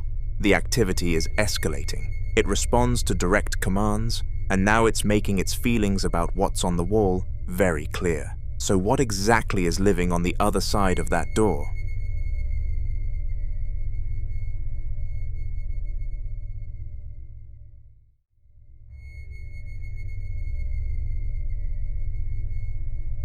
In this next clip, a man is filming inside what appears to be his home late at night when something knocks on his front door, loud, deliberate, 3 heavy strikes with no hesitation between them. He calls out in Spanish, asking who's there. Nothing answers back. Then the knocks come again, just as forceful as before, and this time he moves toward the door, turns the lock, and pulls it open. The stairwell on the other side is completely dark. Watch. ¿Quién?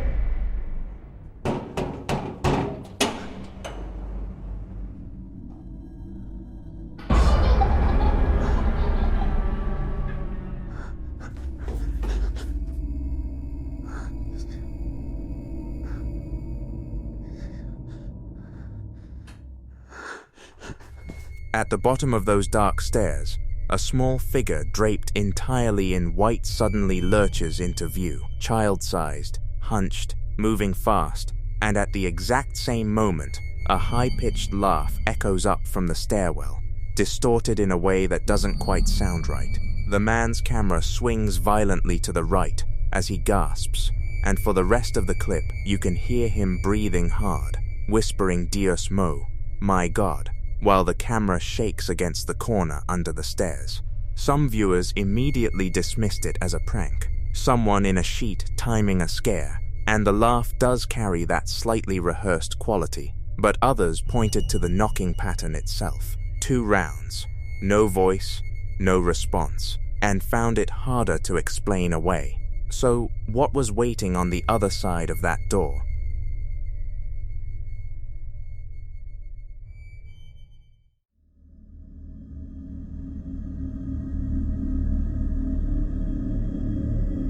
The following clips were recorded inside what appears to be a private home, and taken together, they suggest something unusual has been happening with the lighting throughout the property. Not a one-time flicker, not a dying bulb, but a pattern that keeps repeating across different rooms.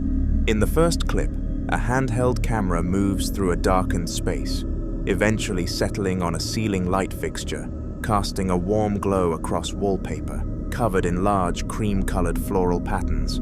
The room is completely silent, no ambient hum, no electrical buzz, Nothing you'd normally expect from a space with active wiring. Watch. Okay, I'm sitting here on my own and the light has just started to come on and off on its own. This is unreal. Oh no. As you can see, there's my light switch.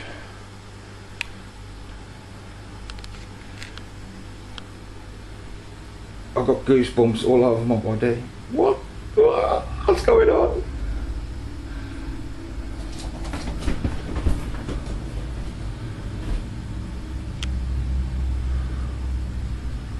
What the?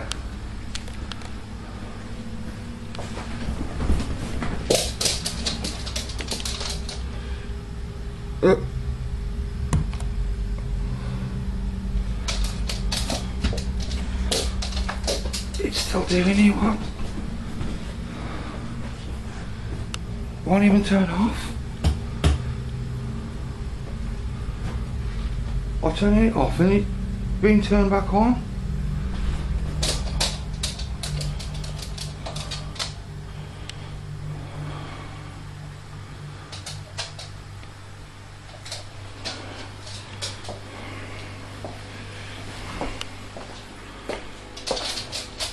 Oh, come on, let's get out of here, man. Let's go. The light begins to dim on its own, dropping rapidly until only the orange glow of the filament is visible inside the shade, then snapping back to full brightness. And this cycle repeats multiple times without anyone touching the switch. At one point, the camera holds steady on the wall, switch itself, and you can see clearly it doesn't move even as the room goes completely dark around it. That detail is hard to dismiss. Some believe light disturbances like this are one of the most common early signs of a presence trying to interact with the physical environment, drawing on electrical energy as a communication method, a theory that's been discussed in paranormal circles for decades. Skeptics will point to faulty wiring or a failing dimmer, and that's a reasonable explanation. But it doesn't sit easily with how controlled the dimming looks, almost deliberate rather than erratic. The second clip appears to be recorded in the same home, this time in a different room, where a closed interior door with frosted glass panels separates the dark space the camera occupies from a room beyond that's lit by a single warm overhead source. For over a minute, the camera holds still on that door, and if you watch the light through the frosted glass, you'll notice it shifting and dimming in a way that mirrors exactly what happened in the first clip. Watch. Appreciate all the effort you put in, but I don't like white chocolate. I don't like fruit and chocolate, but biscuit base is really nice. Can you eat that? Busy. Great. It took a long time to that biscuit base, and so used to. Never mind, Wayne. Time for the scores. The bacon was too Wayne. The main course was lovely, and the dessert for me was a total flop. And for that reason, 6. There was less laughter last night, but I thought the menu was great, the food was great. I really enjoyed it, so I'm going to have to give Wayne an 8. The dessert I thought was amazing, brought out the bag, lots of detail, but the hosting and the rest was a bit stilted and a bit uncomfortable, so I give it a 6. Oh my god, I'm cool. You've taken the lead with 20.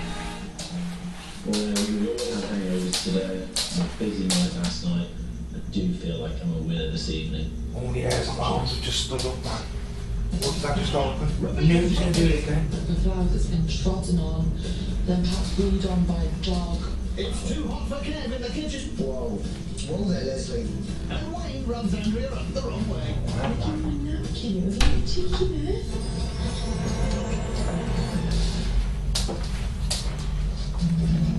Freshen up with your dinner party. Can't believe that door just opened again, man. My hairs and my arms are standing up like white. I got it on camera. I got it on camera. You got it, mate?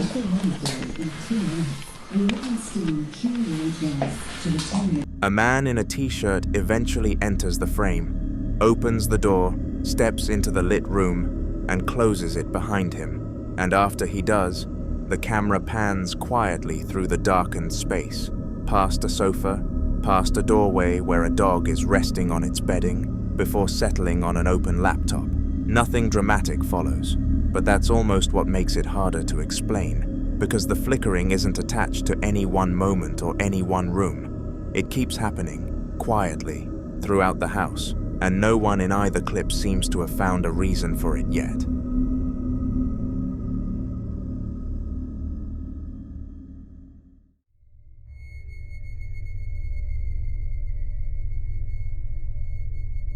Now in this next clip, a man working a late shift at a bodega ora, a large warehouse-style supermarket, decides to film an aisle that's been making him uneasy.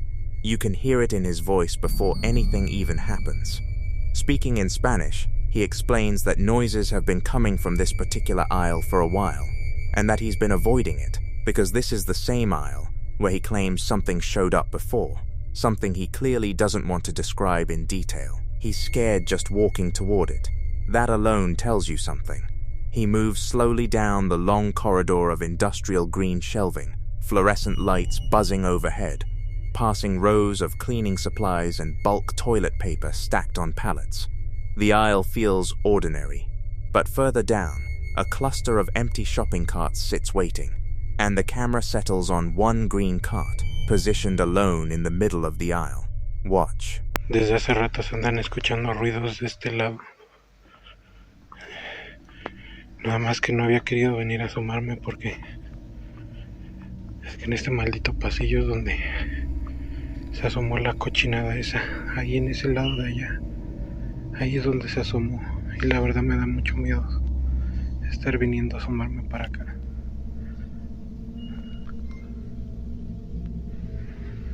¿Qué es eso? Se está moviendo el carro. Soy yo, se está moviendo esa mierda. No mames, si se está moviendo. ¿Qué mierda pasa aquí? ¿Qué mierda está pasando?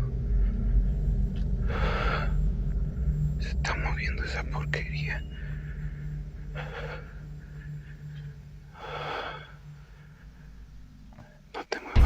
No. The cart rolls forward on its own, first just a few inches, then stops, then begins rolling again, this time covering more ground, and drifting to the right. His voice drops to a panicked whisper. Is it me? Or is that thing moving? The camera lurches sideways as he flinches. He approaches cautiously, still filming, still talking himself through it, and the moment he gets close, the cart starts rocking again, shifting on its wheels as if something is gently pushing it back and forth. His last words before the clip ends are just no. Some believe this kind of activity, movement with no wind, no incline, no visible interference, points to a poltergeist, a term that comes from German meaning noisy ghost, typically associated with kinetic disturbances in enclosed spaces. Skeptics will argue a slightly uneven concrete floor could explain a slow roll, but the cart stopping, restarting, and then rocking as he closes in is a lot harder to dismiss with a floor gradient. So what was waiting for him in that aisle, and what did he see there the first time?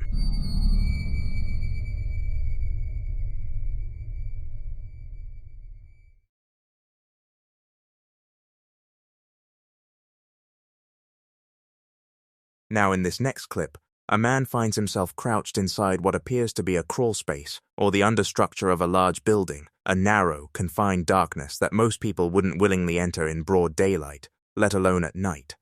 He's filming on his phone, using the built-in flashlight as his only source of light, and from the moment the clip begins, before he's even switched that light on, you can already hear his breathing, ragged, panicked, the kind that happens when your body knows something is wrong before your mind has caught up. He whispers in Vietnamese, repeating phrases that translate roughly to, "Oh my God, and what is that smell?"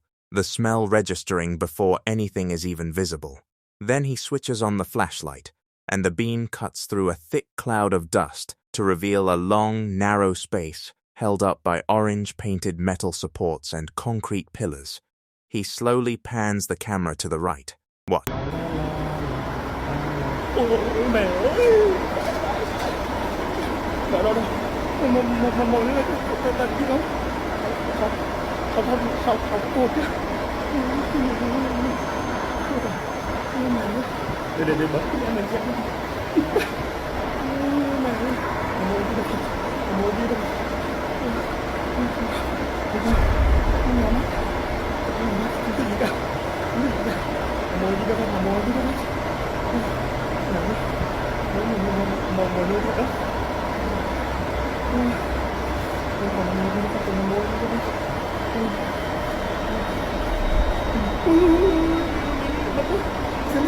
Chậm chạp qua mắt đó. Này. Đúng rồi. Đúng rồi. Này.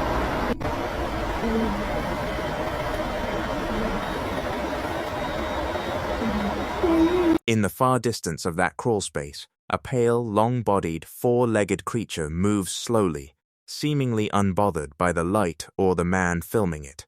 And that calm is what gets people. A frightened animal runs, but this thing just keeps moving. Skeptics have pointed to ferrets, malnourished cats, or even a pale rat as possible explanations. And it's true the distance and the dust make a clean identification nearly impossible, but others have latched onto the creature's deliberate, almost ritualistic movement, slow, low, indifferent, and drawn comparisons to what some Vietnamese folklore traditions describe as wandering spirits that take on animal forms to inhabit forgotten, hollow spaces beneath structures. Whether that's what he stumbled onto, or whether it's something far more ordinary, the creature paid him absolutely no attention whatsoever. So why was he so convinced it already knew he was there? The following video was recorded by a man in Virginia who'd been noticing strange things happening inside his shed. Strange enough that he set up a Ring security camera in there to try to catch something on film. The shed itself is cluttered with tools, old boxes, and years of accumulated junk. The kind of space that's easy to ignore until it starts ignoring you back. The camera is mounted high in a corner, looking down over the whole room, and on the afternoon of April 19th of 2026, at around 4:26 p.m., nobody is inside. Nobody visible, anyway. A door at the back of the room is closed, the floor is still, and then it isn't. Watch. Man, look at this.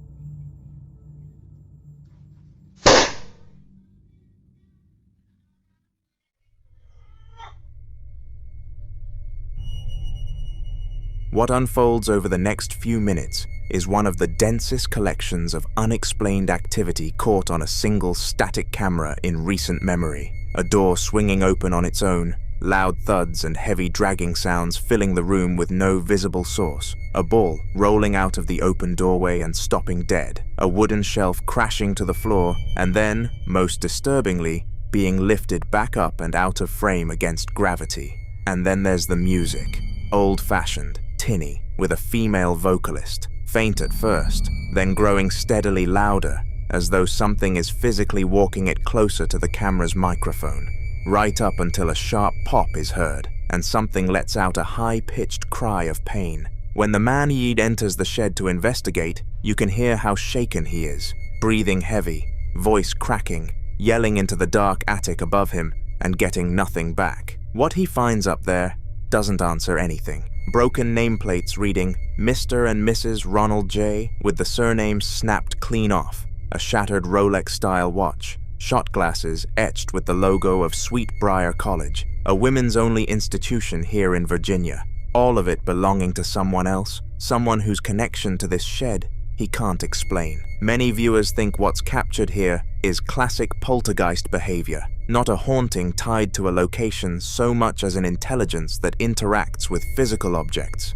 creates sound, and seems capable of responding to the presence of a camera. Poltergeist activity in paranormal research is often described as kinetic, loud, and escalating, the kind of presence that doesn't hide but performs. Others think the objects found in the attic matter more than the activity itself, that whoever Ronald J. was, something tied to him, or to whoever he shared that nameplate with, hasn't fully left the space. The shelf being lifted back up is the detail that's hardest to walk away from. Things fall, that's physics, but whatever pulled that shelf back up wasn't working with gravity, it was working against it. So what exactly is living in that shed with him, and does it know he's looking?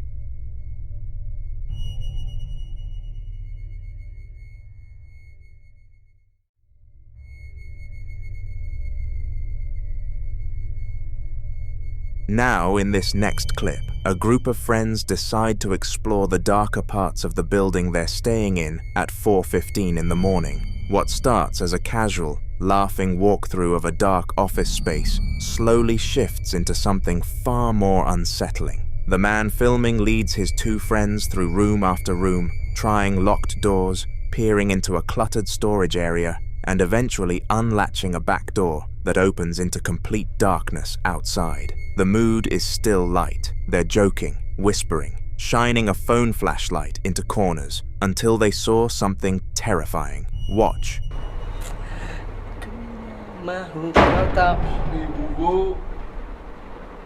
Oh, my pitu, my pitu, my pitu, my pitu, my pagi. My pagi, my pitu, mari kita tengok, mari kita tengok. Pukul apa, Pi? Pukul apa, Pi?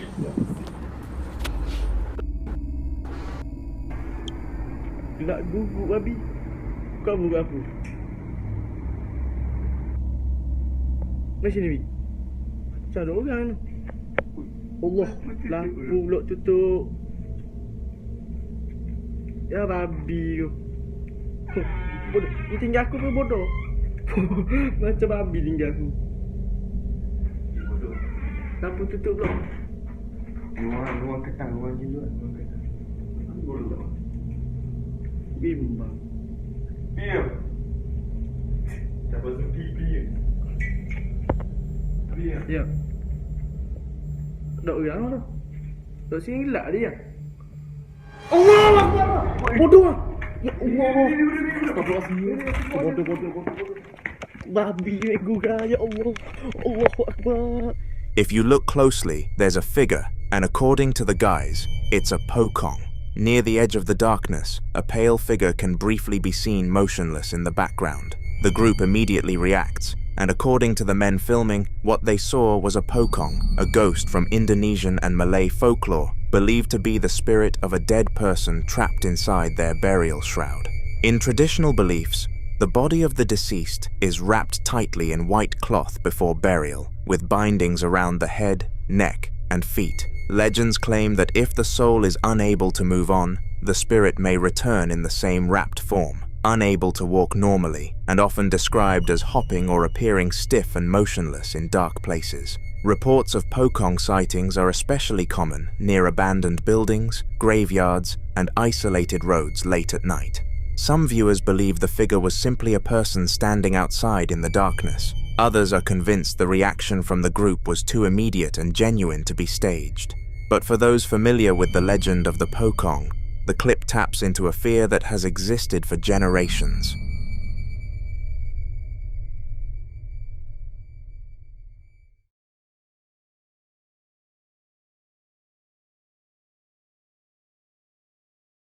The following clip was recorded inside what appears to be a private collection room, floor-to-ceiling wooden shelves packed with hundreds of clown dolls, figurines, and ceramic pieces. A human-sized clown seated in a chair in the background, holding two smaller ones on its lap. The woman filming walks through the space calmly at first, taking it all in, until something just off-camera stops her cold. Watch. Might do that. Are you a textural? Well, thank you. You see that?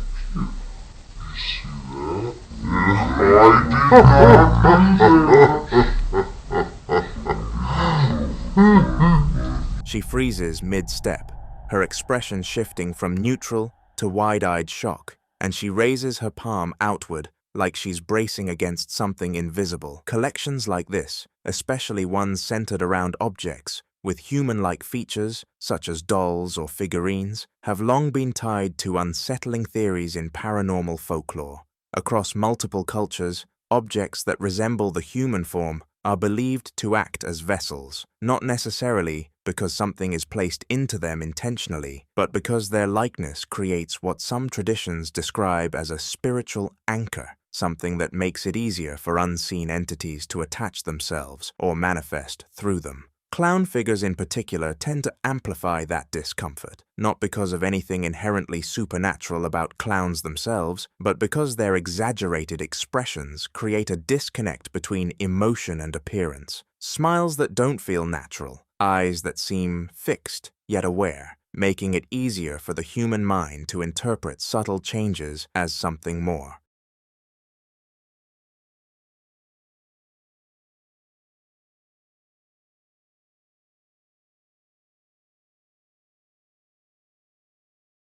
The following video was recorded during a live stream session out of Columbiana, Alabama, in September of 2019, when three men were in the middle of a casual conversation about haunted artifacts, specifically about a trip one of them had taken to the Afterlife Museum in West Virginia, a place known for housing objects with dark histories. On the table in front of them sat two vintage baby dolls, brought out as part of the discussion.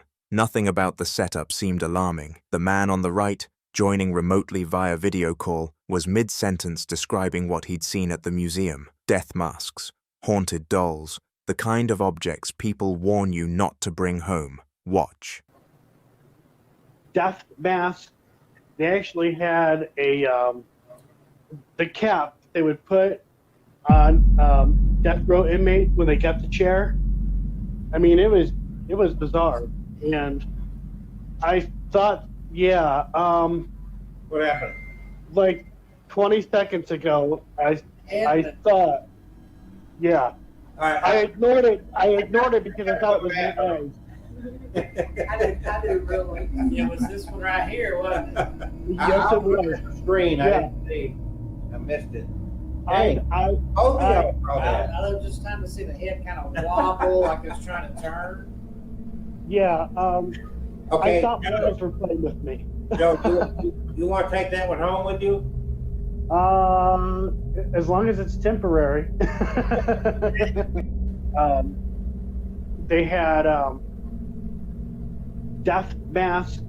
They actually had the cap they would put on death row inmate when they got the chair. I mean, it was bizarre, and I thought, yeah. What happened? Like 20 seconds ago, I thought, yeah. I ignored it because I thought it was my eyes. Alabama. And we're going to build a museum on it. That'll be cool. It's going to be a haunted museum and a Bigfoot museum, artifacts. and you know, for storytelling and that kind of stuff.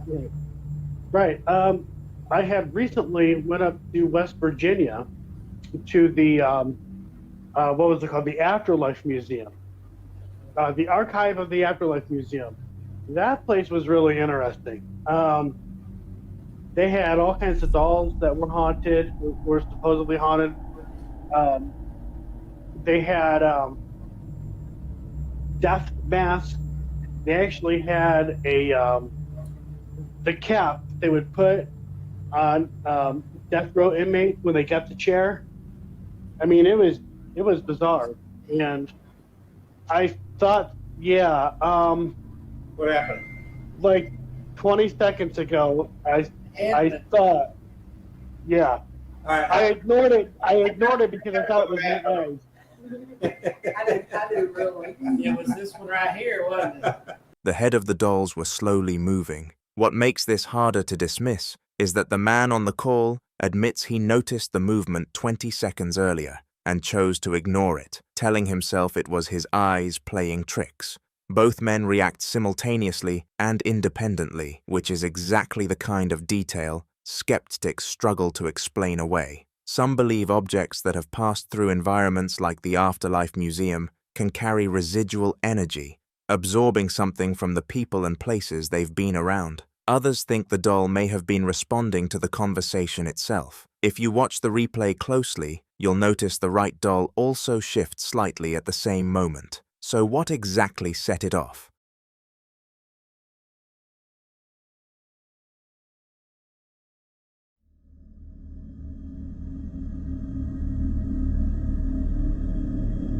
The following video was recorded on a home security camera set up in a living area, looking down a dark hallway toward a closed white door. The house appears quiet, no one moving, no lights on, nothing out of the ordinary by any visible measure.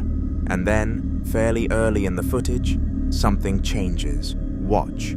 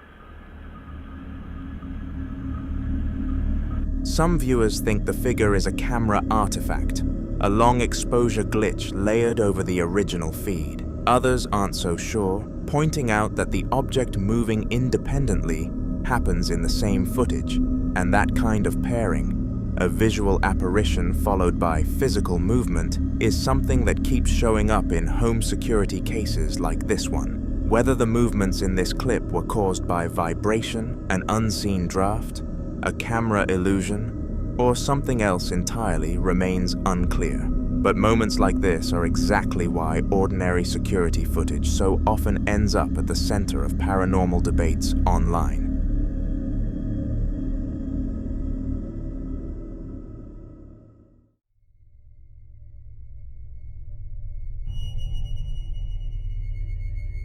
Now, in this next clip, a man wakes up in the middle of the night to the sound of footsteps on his basement stairs. Not once, not twice, but over and over for nearly 10 minutes straight. What makes this especially unsettling is that he thought it was over. Earlier that week, he'd visited a cemetery, and after that, every bit of activity in his home had gone completely quiet. He believed whatever had been following him had returned to where it came from. He was wrong, so he grabs his flashlight and starts moving through the dark house, narrating as he goes, clearly shaken. Watch. Alright, so I was woken up this morning to the sound of walking up and down my basement stairs again. It was over and over and over for probably 10 minutes straight. It was just walking up and down the basement stairs. Now, this is the first any type of activity I've had in the last week. Now, I opened the cemetery up on Monday, and since then I've had absolutely no activity here at home. So I thought that whatever followed me, or whatever it was, returned to the cemetery, and that was it. But like I said, I woke up to, the back door's locked, all the windows are locked.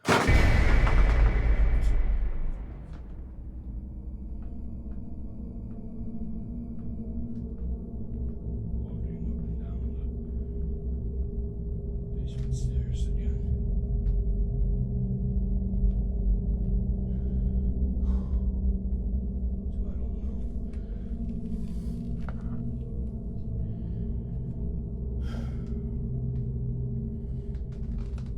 No,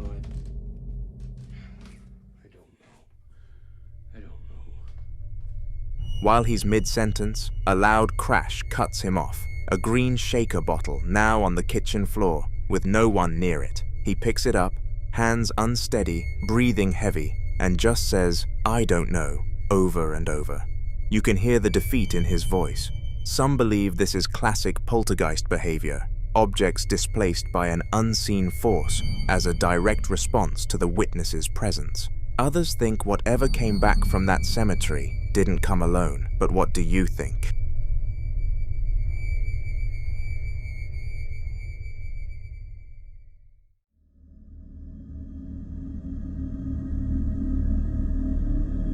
The following clip was recorded by a man somewhere in Carrollsville, late at night and in the middle of a heavy rainstorm. He's parked in his Jeep outside a building near a gas station when something across the street stops him cold. According to him, whatever it was had already been there when he first noticed it.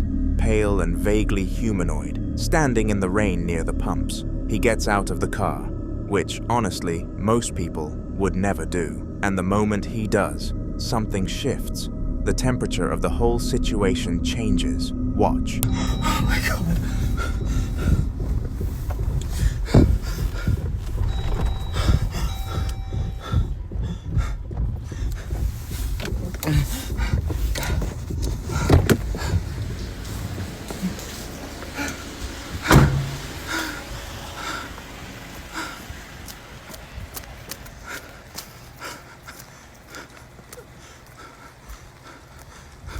What the f do you want?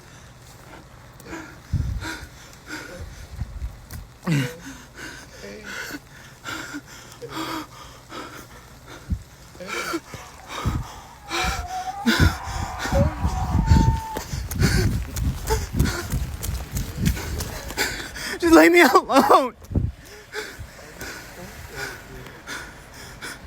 Just leave me alone, please.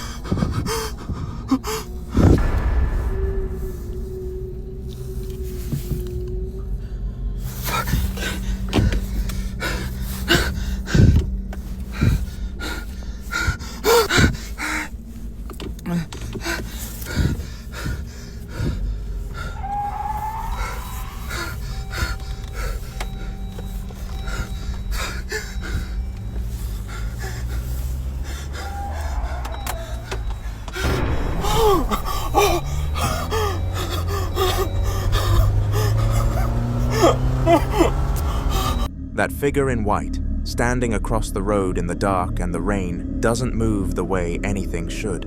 And then the sound starts. A high-pitched, wavering wail that doesn't match any emergency siren, any car alarm, anything you'd expect to hear outside a gas station at night. He screams at it, pleads with it, and eventually scrambles back into the Jeep just to get away. What makes this harder to dismiss is the final glance in his side mirror before he speeds off. The figure is now under the carport he just left, and it appears to be contorting. Some viewers familiar with Carroll County's long history of documented hauntings have pointed out that the region around Carrollsville has carried paranormal folklore for generations. Others focused on those sounds, that unnatural, layered wail, and suggested it's consistent with what some researchers call an intelligent haunting, where a presence doesn't just appear, but actively communicates through sound and proximity. Skeptics think the figure is a person in a raincoat, and the sounds are distorted road noise bleeding through the recording. But that doesn't explain why it followed him. Where exactly did it go? In the following video, two men are out in Port Glasgow one night, exploring the grounds around what used to be the Clune Park estate, a sprawling complex of abandoned brick tenements that locals have long called Scotland's Chernobyl, a place frozen in time and almost entirely empty. They're moving through the dark with a smartphone flashlight, passing a public sculpture near the old high school, when one of them aims the beam up at the facade of a derelict multi-story block. He asks the other if he saw movement up there. The other says no. Watch. Just watch this. Isn't it? Future in hand. 430 abandoned flats, and there is something in the window. Open. Yo. You see movement then? Move the light.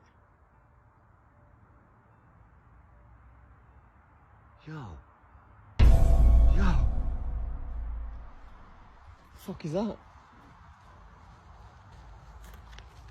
When the flashlight swings back on, a pale humanoid face with dark, hollowed-out eyes is peering out from behind a tattered curtain in a second-floor window, visible for barely a second, before the light cuts out and the camera drops away fast. The man filming shouts out loud, the footage shaking violently as he backs off. If you look at the window carefully, you'll notice the foot appears only when the light hits it, passive, like something that was already standing there, waiting. Skeptics point to squatters, since buildings like these, mostly sealed but never fully secured, attract people with nowhere else to go. But others aren't so sure. A face that pale, that still, in a building that should be completely empty, that's hard to explain away.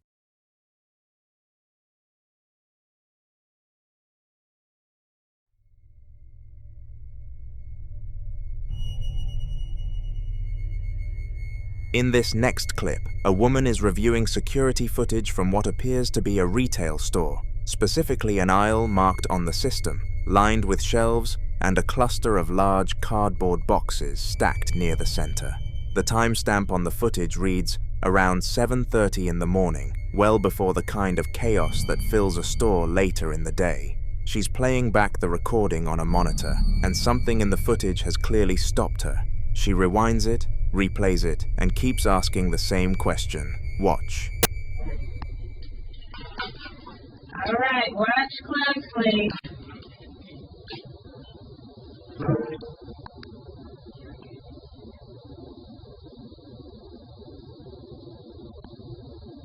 Watch. See it? All right, now let no time. All right, now. I'll rewind it. I'm gonna do it again.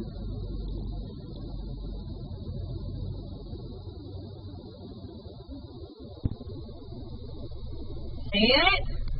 A translucent, grayish humanoid figure with a visible head and shoulder shape moves swiftly from right to left across the aisle, passing through the open space in under a second before vanishing entirely. She plays it twice so you can see it both times. Some viewers think it's a reflection or a digital artifact from the camera compression. Others believe it's exactly what it looks like, a figure that doesn't belong there. What do you think is moving through that aisle at 7:30 in the morning?